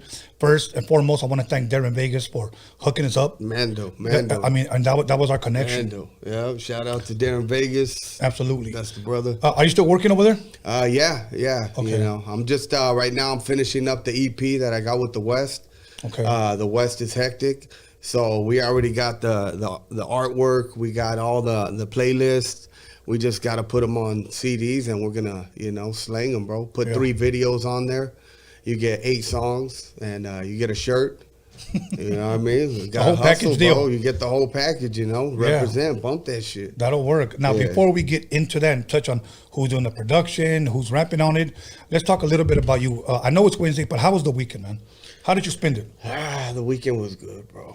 Yeah. I just relax, yeah. Yeah. You know, just from work, you know what I mean? As heavy as it is, I try to just chill, you know, and then I'll write or I'll just fucking jump on the mic and freestyle. I love it. Yeah. Now, I know you stay in the OC. Yeah. OC stand up. Yeah, Do you go to the beach a lot, man? Yeah, I do, but lately I haven't. Okay. You know, yeah, just because of weather, you know what I mean? It's not always sunny, you know. Right, right. Here's what I like to do. Either I take my bike or I go run, but I just drive all the way up PCH till I hit Torrance Beach. I park right there, and then I either run or ride my bike to the pier and get my cardio on right there. But I love going to the beach, bro. Oh, yeah. Every time I go to the beach, it's like it releases something. I can like find that peace of mind. Right, you know? right. That inner peace, huh? Yes, that inner peace. That Buddhism. Huh? Yeah, like Buddha. Hum your ass to peace. So right. now, what does Hectik do? Let's give the people a clearer picture. What does Hectik do on maybe say your day off, or you got extra time? Do you watch a lot of television, whether it be Netflix, movies, or whatever? Nah, not too much, bro. Really? Yeah, I got 3 daughters.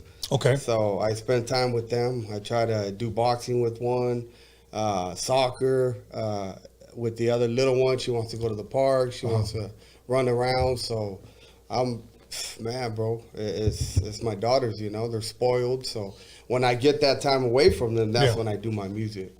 That's a good thing, man. And once again, just a little bit closer to my bad. I'm going to sound like a jackass, so please forgive me.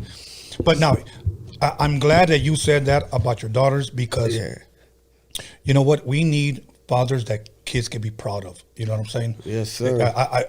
It's an awesome thing to be able to say, that's my daughters, like, they look up to me like, that's my dad. Yeah. You know how they compare me? Remember that Liam Nielsen from Taken?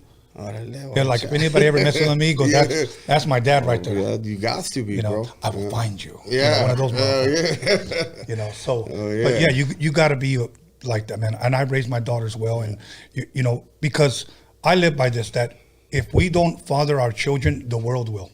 Yeah, you don't want that. Definitely don't want learning that. From the streets. Coming from the streets. Ain't nothing good. Nah, bro, it is. You know what? There was a quote that goes, the street shit ain't going to get you nothing but a big-ass funeral.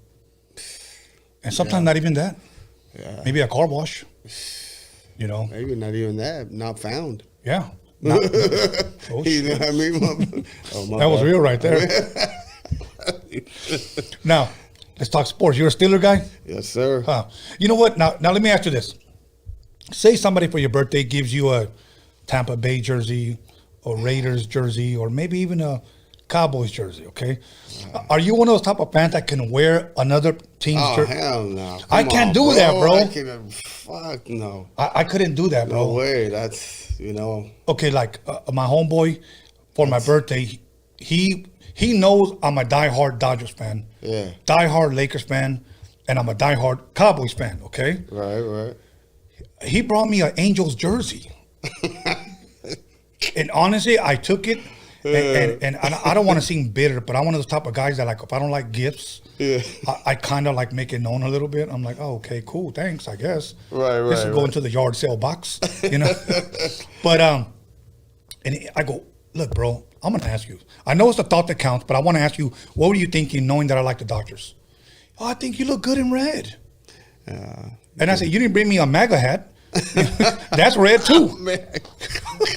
That's a whole new podcast. That's a whole different podcast. That's a whole new podcast. Yeah. So, okay. Now, let me ask you a question. Say I hop in your car right now. What does Hectik listen to, like on a daily? You're going for a cruise, going to work, coming to work, day off, whatever. What do you listen to? It depends on the vibe, bro. Okay. You know, it depends how I feel. Okay. You know, I'll listen to Park, Scarface. I'll listen to Revolution, Sticky Fingers. I mean, I'll listen to all kinds of shit, bro. I listen to oldies. I listen to funk. Yeah. Everything, bro. You know what I mean? I bump my own shit, you know? So. You know, and I'm glad you said that, because there's a lot of artists. I don't think there's no artist in the middle, and here's what I mean. Some artists bump their shit, and they love it. Then you got some artists that say, I never listen to my shit. You know? Oh, you got to, bro. Yeah. I think you have to. Yeah, you have to, bro. For me, I'll be honest with you, when I produce a record, I really don't listen to the lyrics. I bump the instrumentals, my production. Okay, I got to turn up that snare just a little bit more. Yeah. The hi-hat was a little too crispy, you know. That type of shit, bro, because I'm more of a producer mentality. Yes, I'm more of a beats guy than I am a lyric guy. Right. When I hear somebody rap, I listen to the melody, and I'm like, that's fucking dope. Going with the the riding the wave or the and then I go back and listen to the lyrics, you know. Right. So, but I I like, but like I was telling my other guest, I was saying, you know what? In my car, classical music or classic rock, like I'll bump the Doors. Oh, I me love too. the Doors. Yeah. I love Led Zeppelin, AC/DC. AC/DC, I think it was, what's that one song? Fuck, it's not Back in Black, it's the other one. I got it on here, but it was the first song that when I ever went into a strip club that I heard. As a matter of fact, hold on, I'm gonna look for it right now because I'm not gonna play it for you, but yeah, exactly. But I'm gonna show you. Watch what song it was, because that song right there, here it is right here. You shook me all night long. Oh, no. There you go. Yeah, and I went into the strip club, and this was before twerking was ever invented. This is when all you saw was white girls moving their hips side to side, holding onto the pole. Kind of boring, you know. Back then when they actually sold popcorn at the strip club, you know. But that was my shit right there. So I listened to a lot of rock. You listen to funk, hip hop, pop, whatever. Okay. Yeah. Now, as far as movies is concerned, I don't know if I answered this question last time. Let's talk some hip hop movies. Okay, here we have Notorious. Have you seen it? Yes. Okay. Have you seen Straight Outta Compton? I've seen that. Get Rich or Die Trying? I've seen that. I believe it's All Eyes on Me, the Tupac movie. Yeah. Okay. 8 Mile? I've seen that. Hustle and Flow. Right. Okay, Hustle and Okay, 6 of them. Yeah. Out of those 6, which one would you say was possibly your favorite? I'd have to say the 8th Mile. Everybody says that, bro. Why? Cause I mean, fuck, Eminem did his thing, man. You got to give credit where credit's due, bro. You know what I mean? For me personally, I mean, that's what I felt. Right. Was a real story. I mean, not that some of these other rappers didn't have their story told, but I mean, he was against all odds, man. You know what I mean? Do you think skinny white ass rapper, Yeah. coming into the game, gaining respect? I mean, fuck, dog. Do you think that's more? I'm just trying to figure it out, like why? Because mostly every rapper that has come here has said 8 Mile, so I'm starting to think that that's a rapper's movie. Yeah, Like a rapper can relate to it more than a producer can. Oh yeah. Because definitely. to me, I would have to say mine is Straight Outta Compton. Straight Outta Compton. That's not necessarily a rapper movie, producer movie. It was more like an 80s story. Right, yeah. Like Menace to Society kind of, yes. in a sense, right? Exactly. Yeah. So because my son, he likes lyricists. He likes rappers that come with that lyrical flow. Bars, yeah. And he'll say the same thing, by far 8 Mile. And I'm like, fuck that movie, And I'm not hating on Eminem. I'm just trying to understand the rapper mentality. Yeah, it's the lyrical concept. I mean, that's you what it hear is. the battle, Right. I mean, whether these guys are rappers or hip hop, I mean, I don't know, artists, musicians, whatever they call themselves. In the end of the day, you would want to be able to freestyle and even battle somebody, you know what I mean? Just for fun or whatnot, you know what I mean? And get into it and clown and talk shit, as opposed to just writing shit. Anybody can write. You know what I mean? You can write, you can put words together, but can you come from the heart and spit, what's up here, what's running through your mind? Right. You know what I mean? Off the top. You ain't got to be like, oh shit, hold up. Let me get my phone and start reading. Yo, motherfucker, what's up? Nah, you coming straight like, hey, coming through the lane, ready to bang. I let my nuts hang. Who want to do a thing? You know what I mean? Just keep rolling. I like that shit. Yeah. Hell yeah. Don't drop a beat because I'll freestyle like a mug right now. That's dope. Okay, I'm going to tell you one thing. And rappers, help me out if you're out there on the live chat. Here's what I think is whack. When I see a performance. When I see a rapper with the mic stand and he's rapping with his phone. Do you think that's a performance? That's not freestyle. That's not But shouldn't you have your lyrics memorized? At least, yeah. I mean, shit, I would think so. That way, let the people see kind of a performance live. Get more of a feeling for it. Yeah, as opposed to you being robotic and shit, right? Exactly, bro. So I see it and I'm like, what the fuck? I could have seen this on Instagram Live. You know, I don't know. Maybe because I expect more and I want to see more. Not that I want to see people fail. I'm like, I want to see you do good, but that's not it. Yeah. That's just for me. No, and I understand as far as our culture, yes, and our raza that's, you know, in the game right now, and that's, you know, obviously, you know, making strides. You know what I'm saying? But yeah, you can't just put out bullshit. You want to hear something that's just gonna rattle everybody and be like, "What the fuck?" Yes. And Lavatos Chicano, he's Mexicano, he's Latino. I mean, whatever, you know, someone like, as a female, Snow the Product. I mean, she's like, bam, she's hitting, you know. I'm not saying, you know, she's the best. Right. Because there's a lot of people that are talented, you know, when it comes to everybody wanting to be the best or rating this person, that person. I think if they're talented and they're coming with good material, right, you know, you gotta support that. You know what I mean? I'm going to tell you one thing that I hope this new generation learns. I know their attention span is not that long, okay? And I think that's why they dumb down songs to 2 verses. Yeah. You know, because, I mean, let's be honest. We've had Atomic Dog, Knee Deep. We've had More Bounce, songs that were 10 to 12 minutes long. Okay? I was rapping to all of those. Yeah, and we couldn't get enough. Yeah. Today's songs are less than 2 minutes, and we're like, hurry up and finish, okay? But let me say this.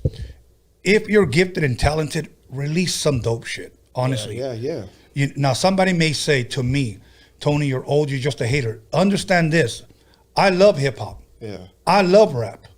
I just don't like that. I don't think that's it, you know? Yeah. It has nothing to do with hating. It has to do with, you know what, that's just my opinion, you know? Yeah, we all got an opinion. We can all speak on, some people might not like the classical shit or, you know, certain songs or whatever, but in the end of the day, bro, you have to be able to have your opinion, and people got to respect that. They want their shit respected, you know, and that's how they feel. Oh, they don't like this, or this ain't music, or hey, we all got our own feel for it. You know what I mean? But yeah, definitely a lot of people are you know, making music, and you know, it's affecting everybody. Yes. You know what I mean when it comes to that, you know, because we're in that genre. You know what I mean? Now, let me ask you this: are you a fan of the trap music? Specifically, no, it's not my generation. You know what I mean? To be honest with you, but I bond beats and I freestyle to them. I rap, fucking. You know, for me, I mean, as an artist, you know, I like all beats and trap, fucking slow beats, fast beats, gangster beats, you name it, funk beats, oldie beats. You know, for me, that's what it's about. But yeah, I don't trip on that. I'm not trying to make a whole album out of that. You know what I mean? Right. Do you think? Do you think it's important, or do you think it's a must that, let's just say you are an artist that's been very successful in this game, but the music is changing, and say it's changing to trap? Yeah. Do you feel that it's necessary in order for you to keep your fan base and move with the times, that you have to do what everybody else is doing? No, that's a good question, bro, because what I see now is, you know, they're youngsters. I mean, of course, and they got the young crowd. That's their generation. They see someone like me like, oh, this fucking Ovator, what is he rapping about? You know what I mean? Right. They don't hear it. They don't even give me the opportunity until somebody tells them, like, oh man, you haven't heard Hectik? Listen to his shit. But aside from that, I see these youngsters, how they're rapping and what they come with. And look, bro, I ain't no hater. I don't take away from nobody. Right. You know what I mean? I wish them all the best. You know what I mean? But there is stuff that, you know, is garbage, bro. And they have the crowd because they're young. Yes. And you say the attention span or whatever, you know, has an effect to a certain degree. But, you know, all of that, you know, generation is going through the same shit of what they're being fed. You know what I mean? As to what we were being fed, listening to Ice-T, when Colors dropped, and NWA, when all the gangsterism started flowing. Right. This ain't, you know, that generation. You know what I mean? It's a whole different vibe. And yeah, you know, and it's funny because at least when we were growing up, you know, everybody was pelon. Everybody was bald-headed, white tees, Ben Davis, Dickies, Nike Cortez, Chucks. Okay, that was like the uniform. Yeah. Okay. Yeah. Today, and believe me, I don't have nothing against it. But it's hard for me because when I would see somebody with the uniform, I would know that guy's active, that guy's for the streets. Okay, he's about it. Yeah. Today I can't tell who's about it because everybody's wearing skinny jeans, Jordans, Gucci belts. They look at us, in their perspective and Like- say, "Oh, look at this guy thinks he's in the fucking Zoot movie or what?" Like, hey, homie, I got my hush puppies on, dog. Yeah, they it's look just at us- stilo. It is. You know what I mean? And they got their own stilo. You know what I mean? The only thing that I don't understand, and I'm not trying to pick on you guys, is the Edgar haircut. I don't know who started that. I don't know. Dumb and Dumber. Dumb and Dumber? If you look at it, remember Jim Carrey? The Beatles. I can't hate on Jim Carrey, bro. What about Mo? What about Mo from the Three Stooges? Remember? Oh yeah. Mo, see, he was the original Edgar. Yeah, I mean, I don't know, bro. I just trip out, and then they're dressed up and they're throwing up gang signs. Like, what's up, homie? Where you from? Like, the fuck? I didn't even take you serious. I thought you just got out of fucking camp and shit, or you know what I mean? Yeah. So, oh well, okay. Moving on. Different times, Yes, Different yes. strokes, different folks. Seen any good movies lately, man? Any good movies? You know what I recently? I seen The Purge. I took my daughters. Oh, the new one. The new one. Yeah. How was that? Tell us. Well, what perspective do you want it from? From the proud to be Mexicano perspective to a little window of what they try to feed the people? If you were paid to go criticize it and then write it. It's racist, bro. Really? Oh yeah, you get a racist vibe. We got to get rid of these damn Mexicans. They say that shit. Like that? Yeah, we're gonna fucking oh yeah, man, that shit's fucking crazy, bro. You can see it's directed towards us. You know what I mean? Wow. And then they end up having to cross the border to be safe. They have to come to Mexico. You know what I mean? But it's just the whole What the fuck? Bro, if you're older, you watch the movie, you look at it. A lot of these movies have these subliminal messages. That only certain people will understand. Even when we watch the kid cartoons and they're saying pendejadas, and we're like, what the hell did he say? Yeah. You know what I mean? And the kids don't even know. Exactly. Yeah, but when you're over here, so then we got to get rid of these damn Mexicans. The sad thing is that some people, in their mind, like when they do see a Mexican and they walk out of the movie theater, it somewhat encourages them to say something. Well, I'll give an example. Okay, yeah. I don't know if we are to blame Trump for this. I don't know, but you tell me. One time, and I shared this before, I was with some friends when Trump first got elected in office. I think it was like the week of. Yeah. We were in Hollywood Boulevard, and we were trying to pull out. The car in back of me speeds up and and literally cuts me off. Oh, shit. And we stopped at each other, and I was like, "What the fuck?" Yeah. It was a white lady, and I said, "What the fuck?" And she looks at me. This is what she says: "Build the wall." Dude, we all started. I didn't even take that offensive. We all just started fucking laughing. So we put it next to her. Build the wall. Build. We're going to be building it, motherfucker. Ignorance is bliss. Yeah, bro. But fuck. But so I think movies like that sometimes could encourage people. Oh, I think it does. I think it does encourage people to have hate.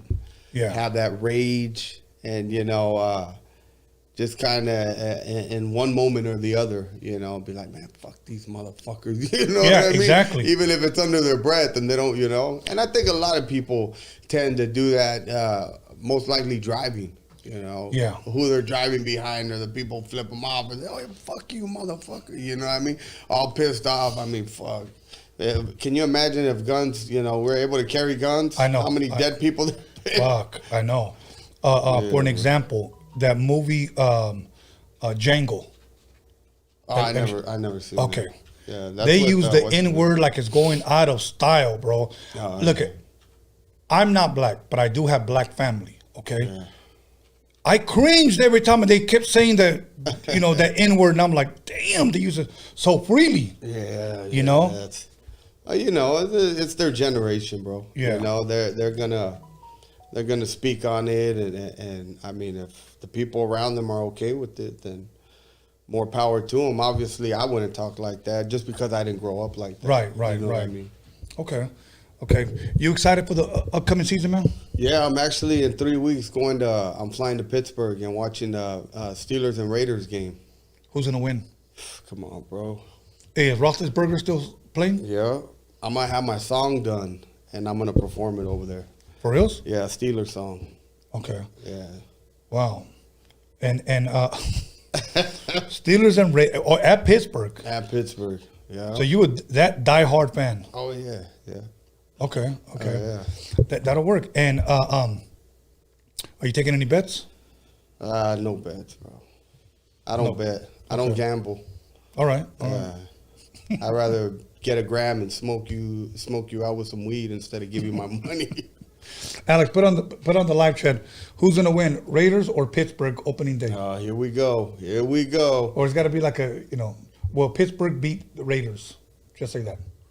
That's you're starting a little.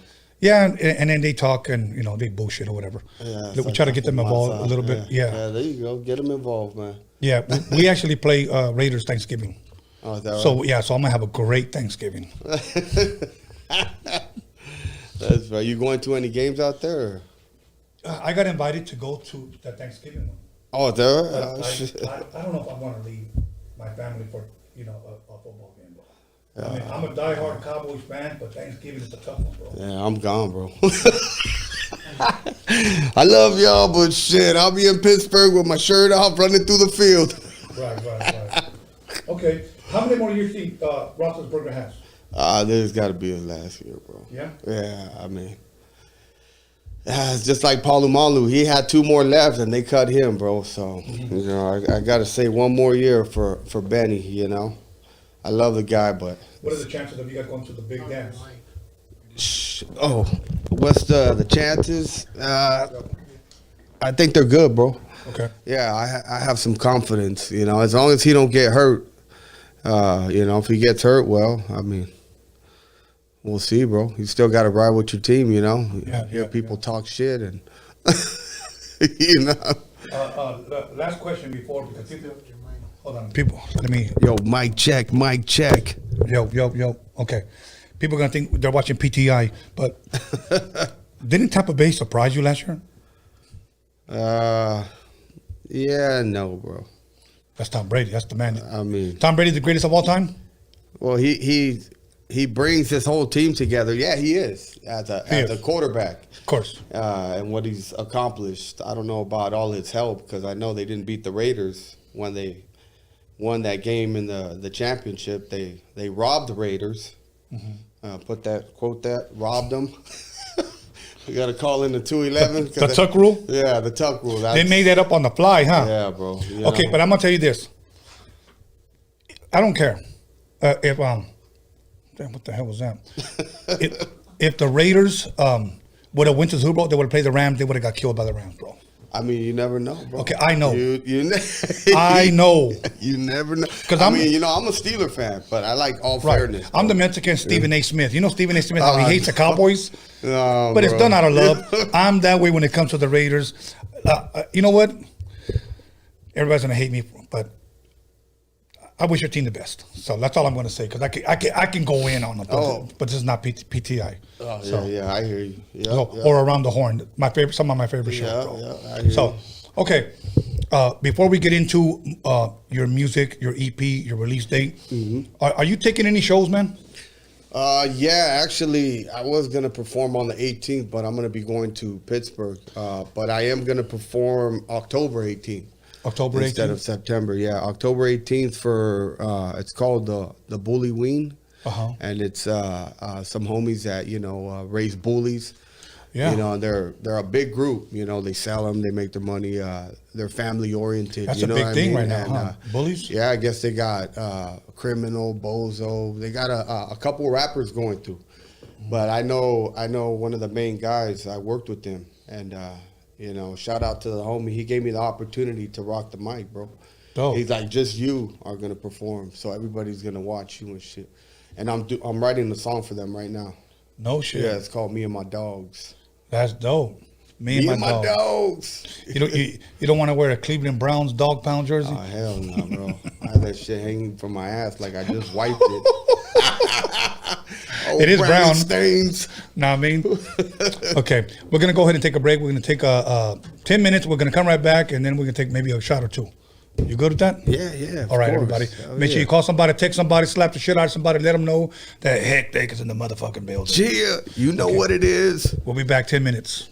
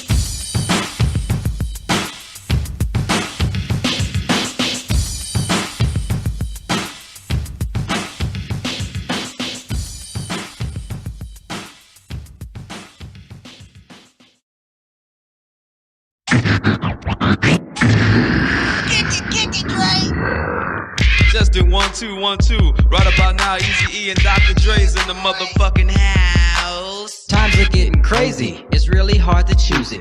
The Roadium's a spot to get funky, fresh music. Easy motherfucking E and my homeboy Dr. Dre. MC Ren is in effect, and you know we don't play. The Roadium is hitting, but you know you can't leave until you get a deaf ass tape from Steve. Oh Steve, oh Steve, oh Steve, just give me just one more tape. Oh Steve, oh Steve, oh Steve, just give me just one more tape. Oh Steve, oh Steve, oh Steve, just give me just one more tape. Oh Steve, oh Steve, oh Steve, just give me just one more tape. Yeah, man, I came all the way down to the Roadium spot, beat, man, to pick up one of the NWA tapes, man. And I talked to homeboy Steve down there, man, and he said I'm fresh out of tapes, man. How the fuck you fresh out of tapes, man? He said cause they selling like hotcakes and shit, man. Got my man throwing down. Hey, what's for dinner? Y'all heard, take it from the top. Get that shit, you chump. Put a power move on. If you mess with me.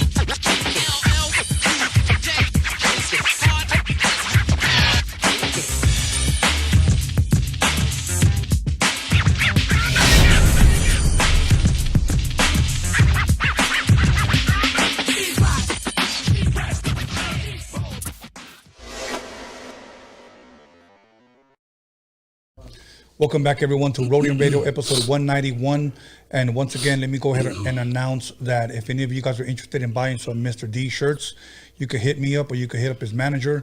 You can DM me starting tomorrow, and I'll shoot you what I have, what sizes. We have only black and white. So we have a few CDs left, so you could DM me as well. We're already done with his next single. We're just writing a script out for his next video. So hopefully that will be out early October, maybe mid-October, somewhere around there. All depends on what concept we have for the next video. But other than that, once again, let's go back to Hectik. Hectik's in the motherfucking building. What it do, y'all? What it do? Yeah. So I have the bottle that you brought me. Yeah. Thank you, bro. Yeah. Appreciate it. Yeah. I can never turn down a nice bottle of tequila. There you go. Yeah, and I want to give a shout out to Mr. D too.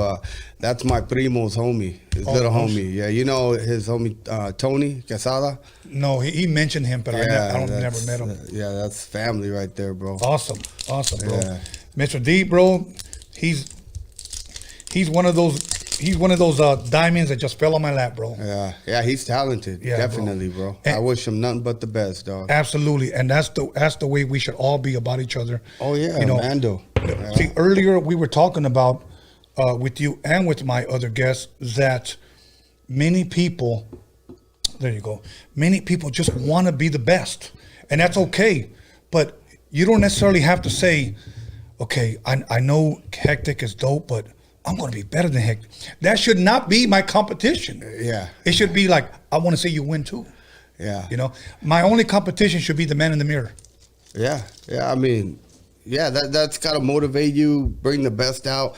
You know, I've heard great artists as well as Tupac and Biggie, and you know, every time I was freestyling in the room and rapping, I never sat there and told myself and accepted it like, oh, they're better than me, even Eminem, because you accept defeat. That's not going to let you grow right. and bring out the best because you already accepted that, you know? So, right. Yeah, there's you know, technically you can see the numbers and who's really out there and who's doing their thing. Of course. And props to everybody, you know what I mean, that's doing their thing. But in the end of the day, as an artist myself, and as, you know, some wisdom to these youngsters out there that really truly feel like they have that talent, you know, don't short yourself, you know what I mean? Like, go all out, you know what I mean?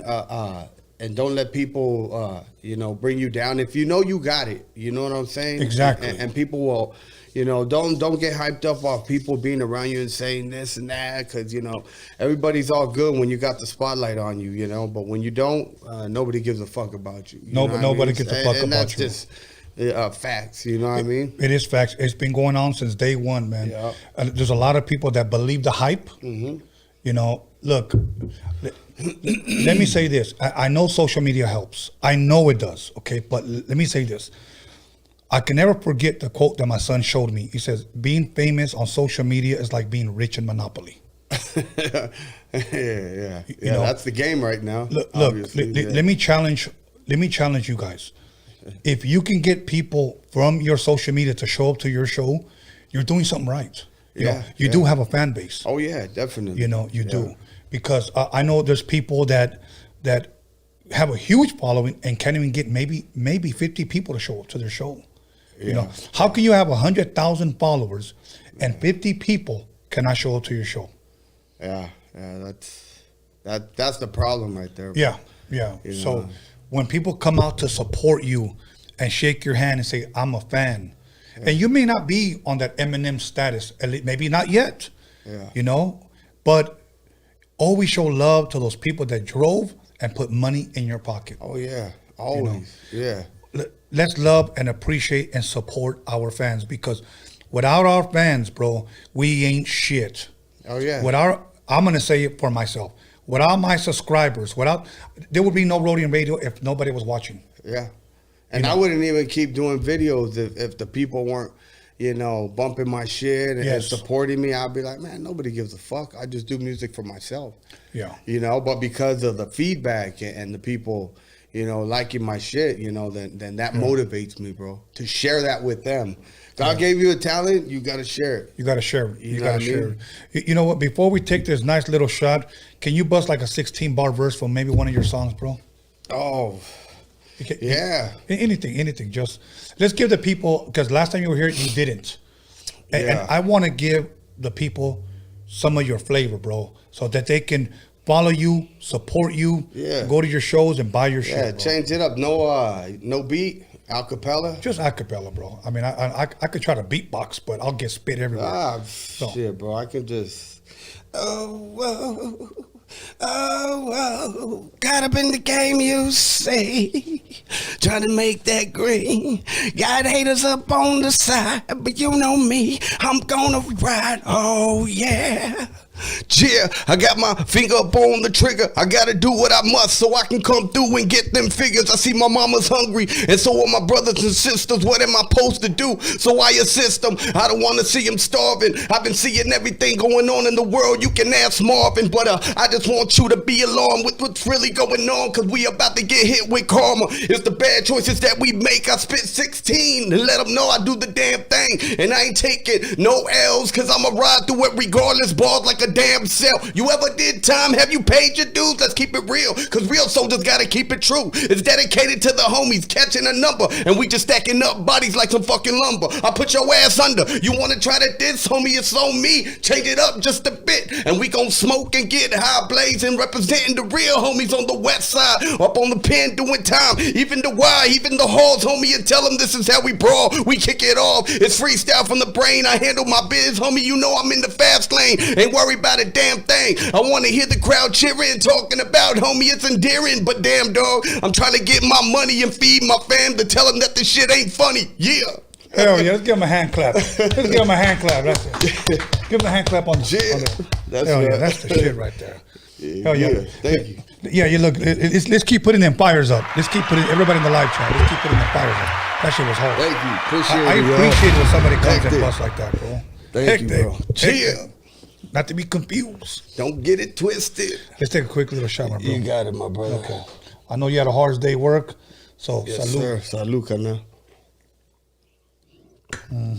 Woo. About to have the mic burning just like that shot. Woo. Oh shit! I just felt some hair growing on my chest. Órale. So that's right. Okay. Yeah. Before when we were on break, you said something. Everybody, I want you guys to listen up. You guys are gonna fucking trip out. Man. He shared a story that blessed my socks right off. Okay, and he met Richard Ramirez. Yeah. Can you share that story? How you met the Night Stalker? Please speak into the mic, por favor. I didn't meet him as in, hey, how you doing? My name's Hectik. No, I met the man, the Cucuy. My dad told me I was in the pad. My brothers were at the park, and they were playing, football. And my dad's like, hey, it's getting dark. It still wasn't dark. It was, getting there. And he's like, go call him and tell him to come over here. I want them to clean something. So I said, all right, so I started walking over there. I'm about 7 years old, going on 8, young, bro. You know, and obviously at that time his posters were fucking everywhere. They were on all the news channels. Oh, they just dropped. They were everywhere, bro. Wow. So he was getting some stuff from my pops. You know what I mean? Because my pops was the man. You know what I mean? The man. My dad didn't know or have any idea what this vato was doing after he would, you know, hit his speedballs, because he was doing heroin and coke. That's what he was buying, you know. And I went to go call my brothers, and I'm walking with my head down, you know, just fucking 7-year-old minding my business, you know. And I see a shadow, so I look up, and it's Richard Ramirez. He just looks at me and gives me a look like, this little shit, you know what I mean? Right. And I just look up at him, and I look back down, and I'm like, God damn, that's the cucuy, you know? Right. I was scared like a motherfucker. I did the super walk, and I ran to the pad and told my dad, and he's like, what are you talking about? I'm like, he's the one on the news and this and that. And my dad's like, what? What do you mean? And next thing you know, they chased him out. They chased him out of Orange County in Anaheim. So he was in Orange? Yeah, he was in Anaheim, bro. Wow. Yeah, he was everywhere, but... That moment, yeah. Like looking up and seeing him right now, being older, can you still see his face? Oh, yeah, bro. I'll never forget that fucking image, bro. I'll never forget looking up to him, and he was tall. You know what I mean? Yeah, he was tall, and he was grungy, you know? And he looked like, just for us, a normal fucking a fiend, you know, a dope head, just going to get his fix. But this vato was, you know, obviously getting super amped up and killing innocent people, you know what I mean? But yeah, I mean, I'll never forget it, bro. Okay, I know, I want to say James Belushi, he's the one that died of speedball as well. Yeah. James Belushi. Okay, now let me ask you this. I don't think there is, but is there anything higher than a fucking speedball, bro? Nah, bro, that shit hits you. Because you're I know up, you're down, you're up and down. Fucking, my dad used to do those all the time, bro. Fuck. All the time. I mean, he's still probably doing them in Juarez, you know?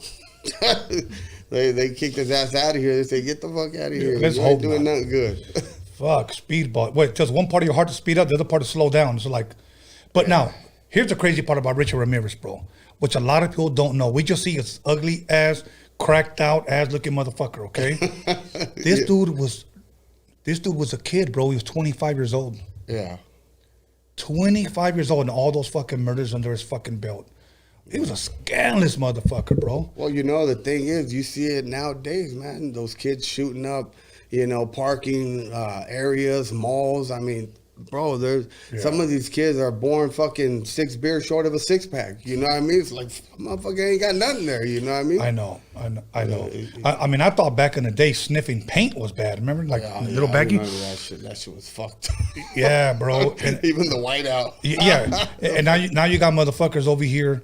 The weirdest thing I ever seen was in New York. I seen some white kids taking shots of tequila with the straw in their nose. Shots of tequila through your nose? Yes, bro. Oh, fuck. Yeah, bro. Okay, and then the different level, bro. The other weird one, gunpowder with coke. Gunpowder? Gun fucking powder. Like, what the fuck? Are you gonna fart and blast? You like, gonna what? Shoot out of a fucking tunnel or what? What are you gonna get launched out of a cannon? Yeah, exactly. What the fuck? Yeah, bro. Really? Yeah, crazy what motherfucker. The fuck? So I'm thinking like, and then those kids were doing those Tide Pods. Remember? Oh yeah, I did hear about that. Yeah. What? Are you trying to wash out your insides, or what the fuck are you doing? That's the problem with social media right now. With all these challenges. Yes. Bro, I got a 15-year-old and a 13-year-old, and I told them, you girls better not be ever doing those fucking challenges. Yeah, you know what I mean? Like, hell no, bro. That's the problem with social media, bro. Yeah. That and you know what? Today, sad to say, man, in the rap game, we have so much clout chasing, so much that say that I'm a rapper, okay, and Hectik is up there, 100K followers. He's booked, selling out shows, selling mad music, and I'm trying to come up. So here's what a lot of I think. And I think a lot of people can confirm this. Fuck, let me diss Hectik. Let me just diss him and let me keep on until I get his attention. That'll be cool. You know? Yeah, that'll be cool. I mean, hey, if anybody ever wants to, but make sure you're straightforward. Don't be beating around the bush. Say, fuck Hectik, fuck that punk motherfucker. Now we can start some shit. You know what I mean? Make some good music. See, but here's the thing though. If that guy got your attention, now your followers will be his followers because there's a lot of chismosos that love to go out there and chase the little novela that's going on. Let them chase it, bro. So, you know what I mean? I'm not tripping. I think sometimes that's a good thing, because you get people picking sides. That, this fool fucking killed him on this track. And it's all fun and games. I'm not going to go out and wait for the vato outside of his house and be like, hey, puto, you got something to say? Over 16, motherfucker. Right. No, not like that. I mean, we got to see our culture do better. Do better for the future, but also represent the culture right with your music as well, and include the raza. Absolutely. So they don't forget where they come from. You know what I mean? That's very important. Yeah, bro. That's very important. Never forget where you come from. Yeah. Man, I couldn't have said that better. But I just wish that the process would speed along, that we can all get along and work together and move forward, because I do believe we're the majority, but yet they're making movies like The Purge, where we got to get rid of Mexicans. Like, okay, dude, get rid of all of us. Say everybody that's of Mexican descent, whether you're Chicano or what, everybody that's Latino descent. Let's just take us all out. United States economy would collapse over fucking night.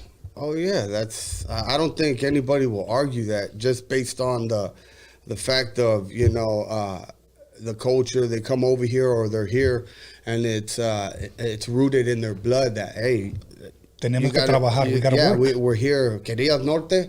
Well, you're here for a reason. You know what I mean? So get your ass to work. Right. Make that money. Right. It's not a if and like that fool. Felipe Esparza says, not everybody's a hard worker. I'm lazy.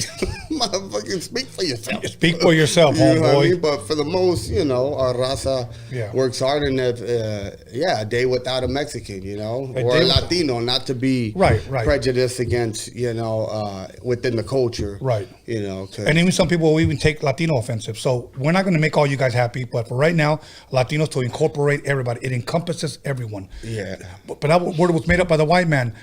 Give me a word then and I'll use it. You know what I'm saying? But as of right now, Latinos, you take out every Latino and tell them to go back to their homeland, even though we're home. Yeah. Tell them to go back to their homeland. United States economy would collapse. So. Yeah, it won't keep churning. Yeah, exactly. The bowl will stop. Look, we do sushi, Italian food, Arabic food, Thai food. We do all food. I've gone to New York. I've gone to Hawaii, and we're cooking back there. Oh yeah, bro. So salute to the raza. I think no need to be blind-eyed to that. Salute to all my people, everybody out there hustling, struggling. Unity. Yeah, and I say that because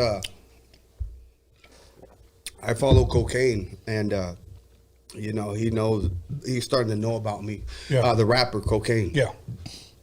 And I seen today how he posted, about Black and Brown unity, because I know he works with a lot of Latino artists. Yeah. He just did that EP with Spanky Loco, Much respect to Spanky. Oh, yeah. Shout out to Spanky Loco. He's feeding my hand there. I went to his shop.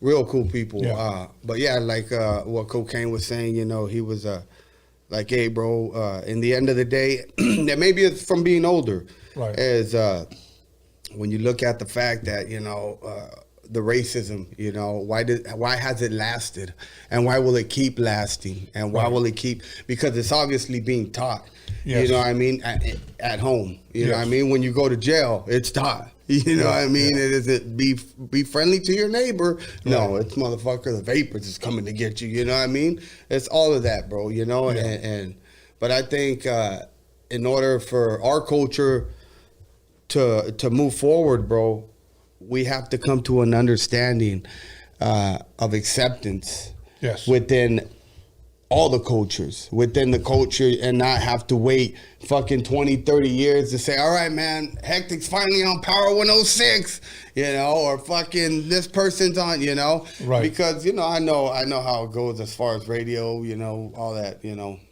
right? Whole different situation, but yeah.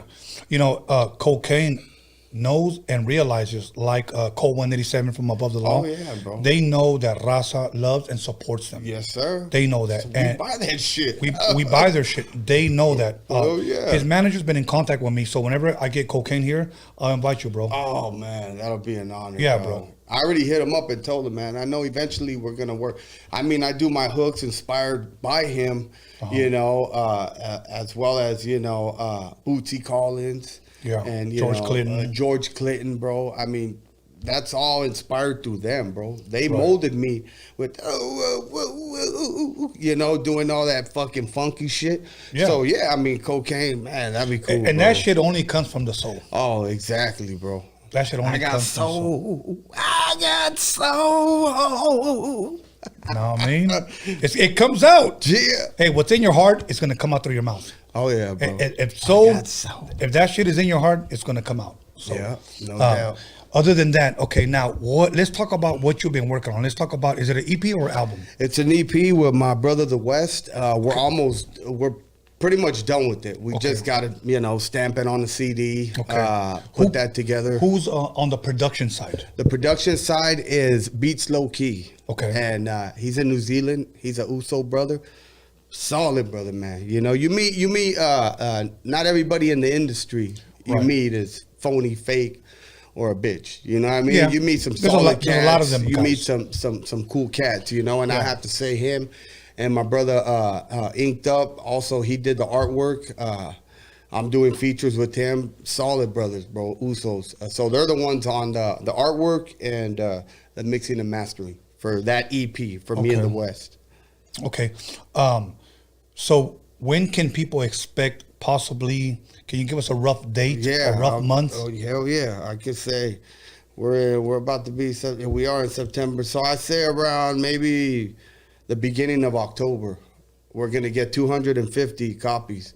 And we're going to put a shirt in there and put 3 videos, 8 songs, and little package deal, you know what I mean? Okay. And yeah, bro, distribute them. Do me a favor, when you drop it, make me a flyer and I'll post it and I'll put it up, bro. Oh hell yeah, appreciate it, dog. You know, yeah, that's what's up. And let me tell you something. I've hit up rappers when their albums dropped, and I'm being real with you. Hey man, you just dropped a record? Yeah. Do me a favor, send me your flyer and I'll put it on my YouTube and we'll promote it. Yeah. And you know what? Many of those guys, either they forget or they never do, bro. They just never send me nothing. You know, and I'm like thinking like, bro, I got a major platform where, yeah. You know, they slept on it. Yeah, so I'm like, okay, cool, whatever. No, I'll send my shit. Yeah, please, bro, because let me tell you something. Oh yeah. If I claim that I'm for the culture and I'm for the people and I'm for the raza, then I need to do something now. But I will say this because there's a lot of people that hit me up and I'm not trying to get anybody upset, but they always want something for free. Every other week they're hitting me up. Can you post this? Can you post it? And I was like, bro, my page is not dedicated just to your record. Yeah. I will post it, but I'm not going to continue to post it every other week. Yeah. I gave you 3 interviews already. You know, that should have been enough, you know. And they get mad. Well, I thought you were for our people. Bro, imagine if I posted everybody, every artist. I have 191 episodes. It will no longer be my page. It'll just be for you. Yeah. You know, so... I mean, come on, bro. I do sell ads that you guys can promote your business or whatever. I mean, give back to the culture. Don't just expect to get, but give back. So, no, I got people hitting me up and, hey, homie, what's up with the hook? And you know, everybody wants everything for free. You know, I'm working on a budget, or I ain't got this or that, and so I did a lot of hooks for people. Yeah. You know, and I didn't charge, bro. You know, I was pretty lenient, and finally I'm starting to do that. And some people might, you know, get a little offended or whatnot. But in the end of the day, bro, I take that time away from being with my kids. Yes. And I take that time to come up with the hook and make sure it's because I'll do 1 or 2 hooks, and if I don't like that shit, if I don't like it, I'm not recording it, bro. Yeah. If you're giving me a beat to do a hook, it's gonna be, you know, I'm gonna do the hook 100% to my liking, but you're gonna love it because I don't fuck around. You know what I mean? Yeah. But I always want to give people the best shit, bro. Absolutely. You got to be happy with it yourself. Yeah. You know. So one legend told me this, and I say he's a Latino. He said, "Look, bro, Tony, I love what you're doing. You want to get back to the culture." He said, "You want to get back to the Raza." He said, "But Raza needs to pay too, bro." He says, you know, we can't keep buying everybody's CDs, everybody's tickets, everybody's merch, and then when it comes to our own, we don't support our own. That's the thing. Yeah, we're never gonna come up like that because we're not getting that love and shit. Exactly. Yeah. So when somebody hits me up and say, "Hey, can you promote my stuff on Roadium Radio?" I'm like, "Look, bro, we sell ads, you know, and I'll send you the ad list, and none of them ever get back to me." Or they say, "Can I pick when I can post?" No, bro. We post it up when we post it up, and that's it. You know. Right. So, but we offer that. Other than that, we don't charge for interviews. Have you ever had to sign a waiver to be here? No. Nah. Have you ever had to pay for an interview? No. It's all love, bro. Yeah. And that's the way it should be. Yeah. And that's the way it should be. Yeah. So I want to be an example of that. You know what? We can bless ourselves. Oh yeah. You know, so that we can move forward. Yeah. If not, then we're just fucking talking and beating a dead horse. Well, you know, in this life and all life, bro, you know, a lot of people, you know, only care about themselves and their motives. You know what I mean? Right. But regardless, you gotta keep rolling. If they ain't with it, fuck them. Look at, you know what I mean? This right here, 3D energy drink. It's an energy drink, and it's owned by a Mexican, bro. Oh, is that right? It's owned by a Mexican. You know where you can find them? At GNC. Okay. You can find them at 7-Elevens, and you can find them at Target. All right, They're almost $3, okay? They're good. And they sponsor Roadium Radio. Right. Every month we get cases and cases, bro. Even Alex, what was that? Infused water? Yeah. Well, you know what you got to do is hit a construction site, bro. All the Raza will buy all those motherfuckers quick. $3 a pop, bam, bro. Bro, let me tell you something. They're good. Like this one right here. Look at the can. This is pina colada. Watch out. Like, and I love pina colada flavor, works, bro. you know. Yeah, bro. Oh yeah. And they sponsor us. They just say, leave it on your table. Just drink it whenever. I drink one of them motherfuckers when I work out. One a day, bro. That's cool. You know, I'd rather support our people than Monster, who never even gave me shit, and I was addicted to Monster for like 5 years. I still drink Monster. I'm guilty. Well, I'll tell you what, before you leave, I'm going to give you a couple of cans, bro. Yeah, for sure. Yeah, check it out, bro. Hell Si te va a gustar. Yeah, And Monster used to make my fucking chest hurt, and I'll be burping all motherfucking day. Yeah, all the acidy shit. Yeah, this shit. That was me today. Yeah, it's good, bro. So much love to 3D. Support them. 3D. They're at GNC. They're at Target and 7-Elevens. So. Yeah, the homie Tony, my brother, he said to tell you Cuba, bro. Tony Quesada, yeah. Tony Cuba. Yeah. Yeah, maybe one day. Is that the one that knows Mr. D? Yeah. Yeah. That's his homie. I'll tell you what, next time Mr. homie. D comes through with them, big dog. I would love to meet you. There it is. Hell yeah. Come through. Come through, chill, have a shot, have a beer, fucking have some pupusas. There you go. Some pupusas. So, anyways, I'm going to serve me another shot because I'm going to eat when I go inside. Right, let me get one more. Hell yeah. Just for the road. Just for the road. Huh? Yes, sir. Okay, I want to thank everybody on the live chat, everybody watching, everybody tuned in, all the subscribers, everybody who shared, everybody who liked, everybody who disliked, everybody who's talking shit on the comment or not talking shit, but thank you for being here. Yeah. Because we wouldn't be here without you. So now, did you give us a month, if I'm correct, to when it was dropping? Yes. Okay. Just recap that one more time, please. Let's promote that. We're gonna be dropping The West is Hectic. Me and the West. It'll be in about a month. You have 8 songs, 3 videos, a shirt. Got a little package for you, you know. So it's safe to say sometime in November. I mean, October. Yeah, Okay. October. So just hit us up, follow us, Steel City Rider, The West, 1987. You know what I mean? Yeah. Your Instagram is up, and your Instagram will be up on the description. Look, hit the brother up. The guy is fucking dope. Support him. Show up to his shows. Buy his merch. Let us support each other. It doesn't cost a lot. Look, you guys will be quick to buy a Biggie. You know, so somebody can say, Biggie got 20 songs that he never released, and motherfuckers will spend the night somewhere and make sure they get it the next morning.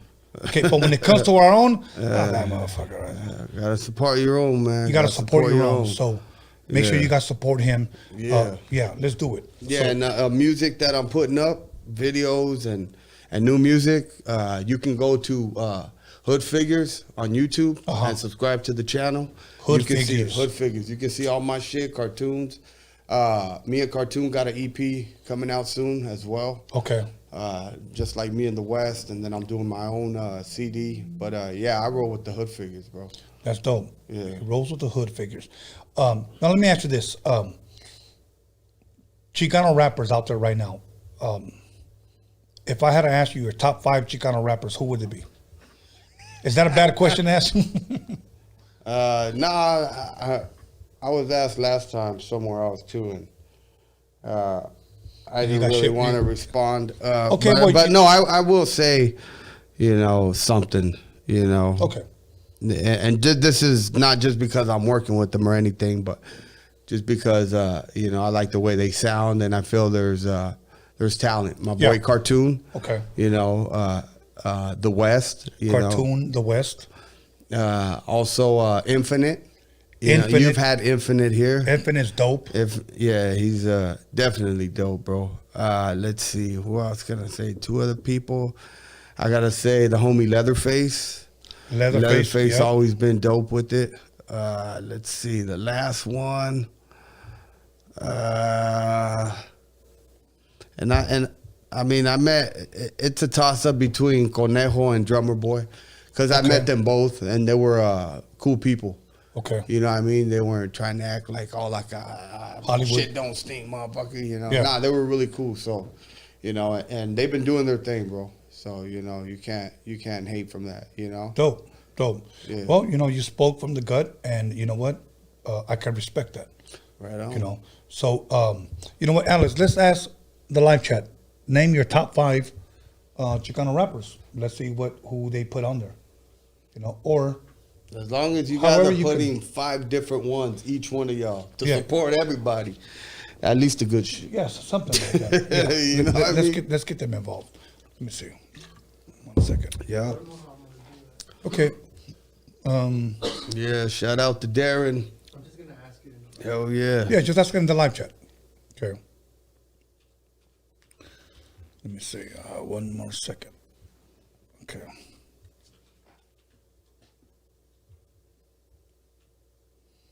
All right. That's funny. Shit. Yo. Okay. Now, the visuals, you said you got 8 songs, you're gonna drop at least 3 visuals, you said? Yeah, 3 visuals. Have any of them been filmed yet? Yeah, 2 of them have. One hasn't, and the one that hasn't is gonna be kind of you're only gonna get it on there. Through the little package we have. Oh, okay. We're trying to start do our own shit. Of course, you got to be different. Be original and different is what sells, bro. Yeah, this one is different. Is what matters. Yeah. Now, if I can encourage you, okay, and maybe your boys are listening, I want to say one thing. When you guys do a visual, and I encourage everybody to do this, let's start the anticipation again. This is what I mean. Many times when we're filming, people are shooting videos of the filming. Yeah, I got you. The concept is already out. The song is already out. Yeah, so it's no longer a surprise. Oh, okay. When I did Mr. D's video and I directed it, I brought my guy from Arizona. He shot it. And I told everybody, no cell phones. Yeah.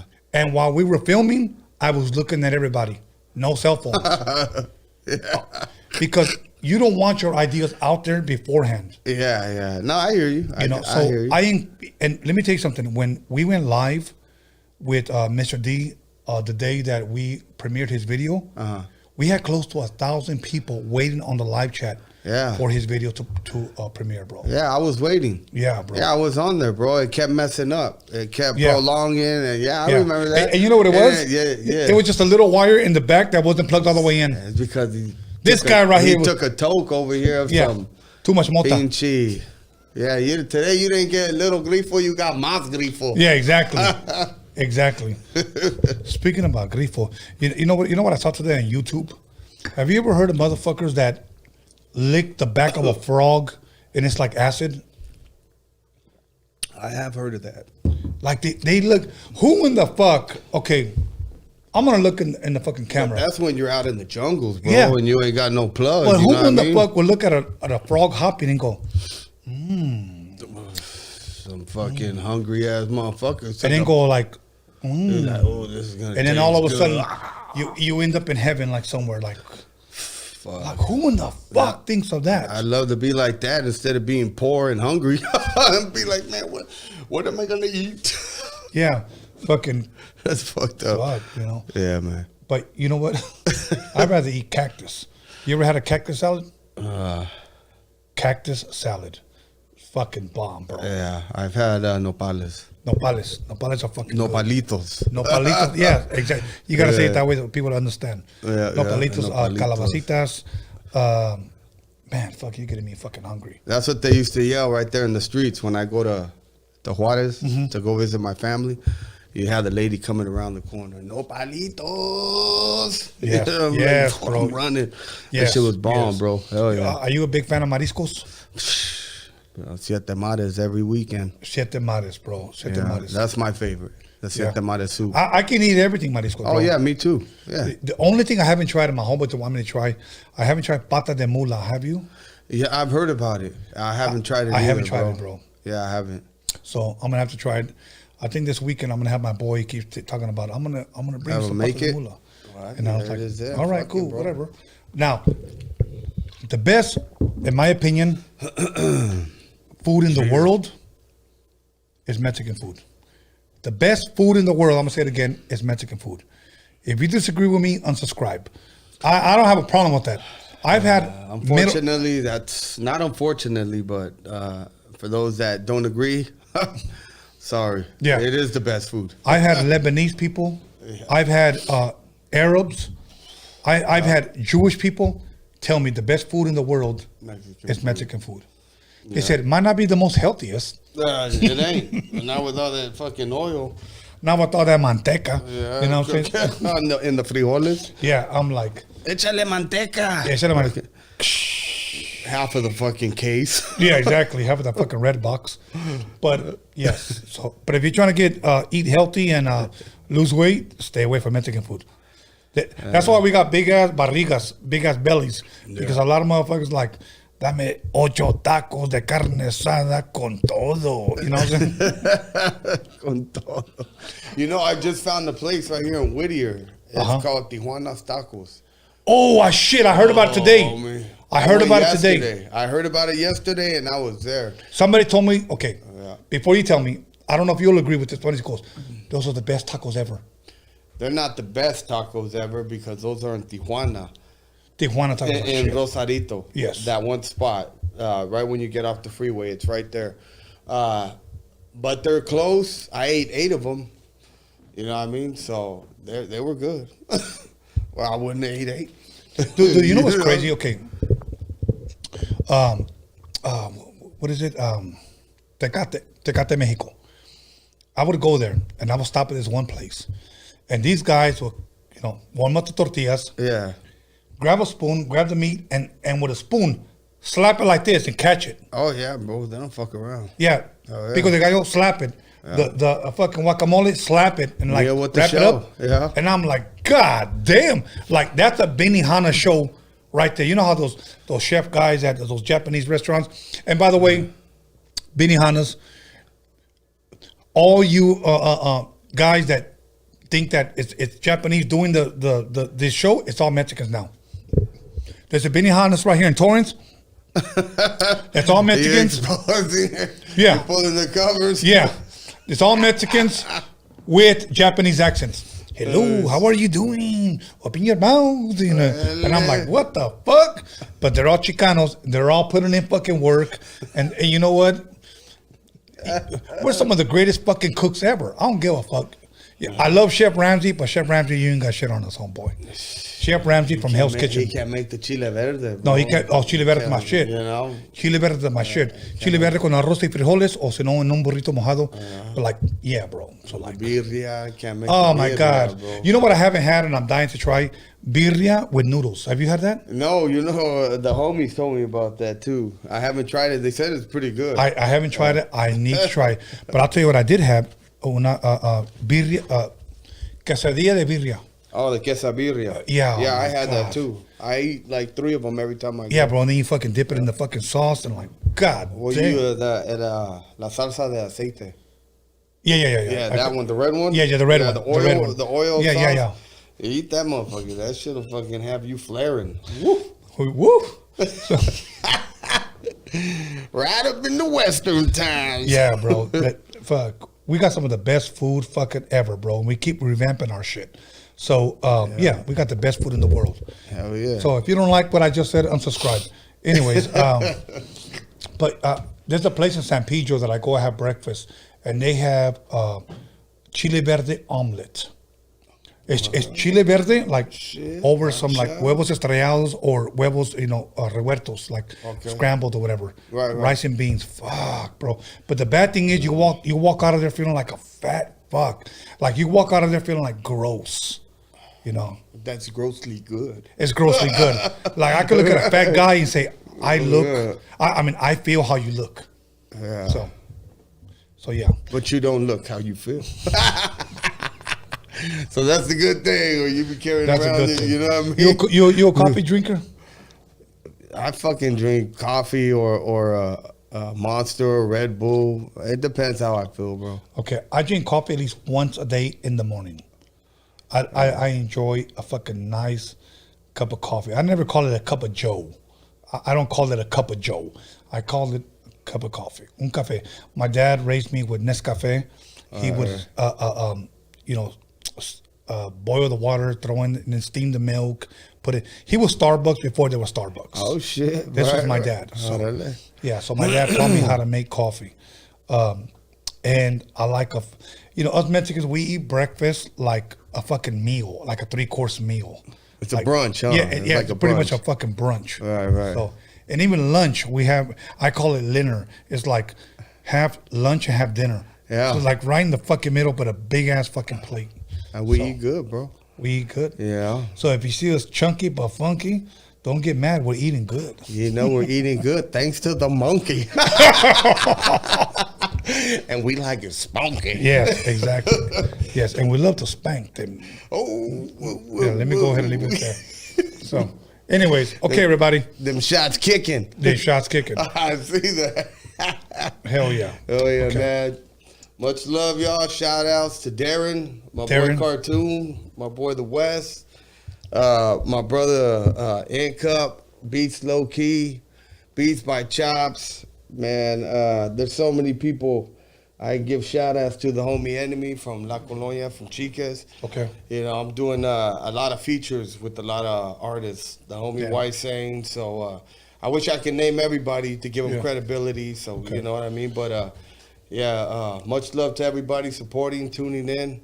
Make sure y'all follow the man, Tony A. You know what I mean? Subscribe, follow, share. Somebody said, I love café con canela, and I love Abuelita's chocolate. Oh, Abuelita's is the shit snack. Yes, exactly. So, yeah, it is, bro. Yeah. That's what the wifey makes. Somebody put King Little G is the GOAT. Hey, that's their opinion, bro. That's their opinion. That's their opinion. Hey, somebody said Tony A is faded. I'm buzzed, bro. Yeah. I'm buzzed. So yeah, good, but I'm feeling good. Like that's what it's all about. Good times. Yes, Tony is getting drunk already. Man, not drunk, faded. We're about to throw everything off the table. Exactly. You guys want to see a show, motherfuckers? Start fighting up in the. Start a mosh pit. Hey man, we got to change it up. Oh, we're gonna change it up. And in this corner, you got. Shit, don't get it started. We'll change this motherfucker up, boy. Tony A is lit, it says. It's good times. Good time. Good living. Good living.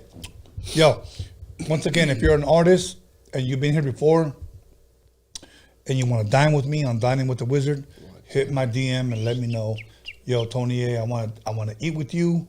I buy the food. If you want to bring the liquor, cool, whatever. If not, I'll buy it. I don't give a fuck.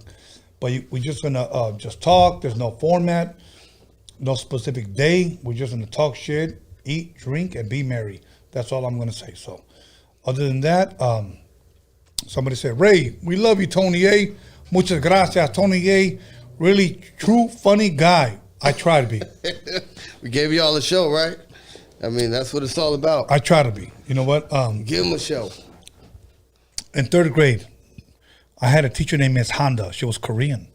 Oh. Yeah, she was Korean. Her name was Miss Honda. She said, "You no good in class. You need to be comedian because you class clown and try to make people laugh." And I was like, "What's wrong with that?" What the fuck? She told you that? Shit, my principal told me, my assistant principal told me I was gonna end up dead or locked up in jail for life. Ain't that some shit?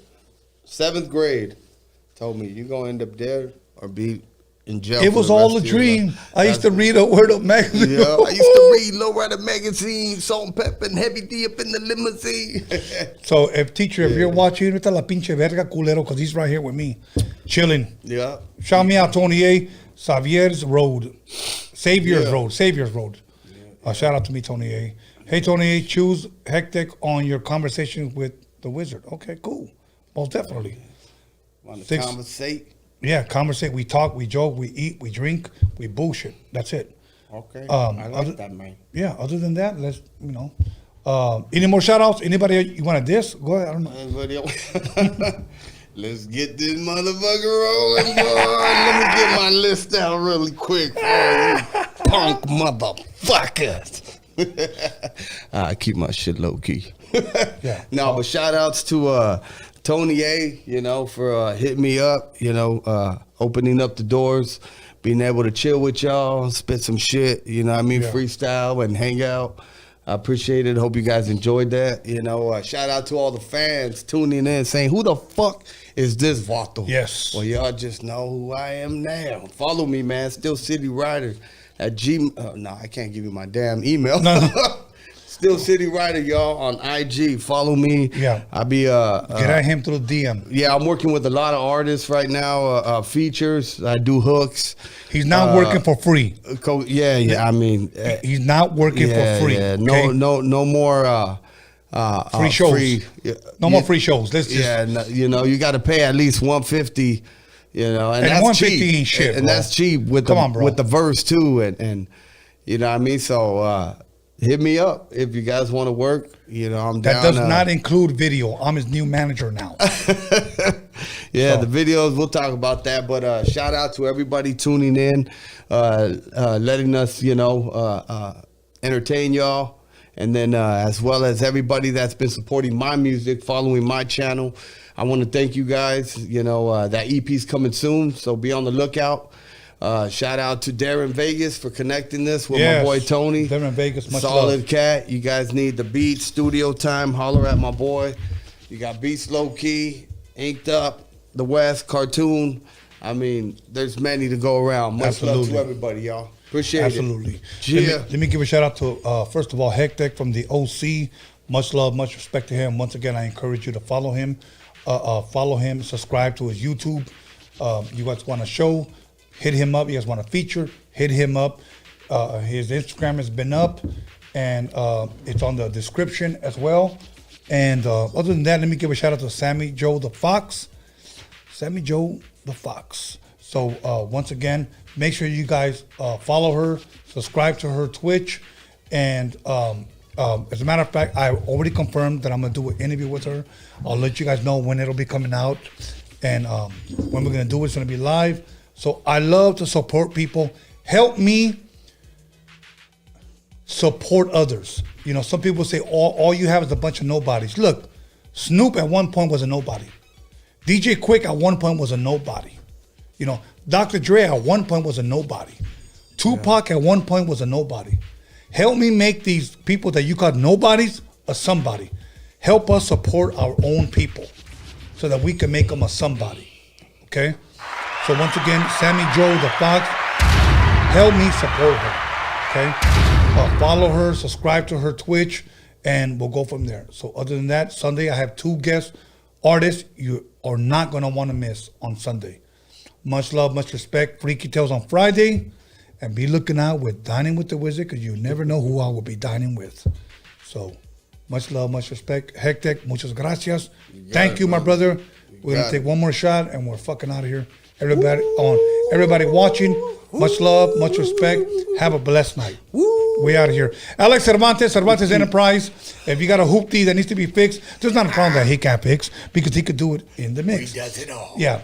He's on the description. Once again, make sure you guys follow him.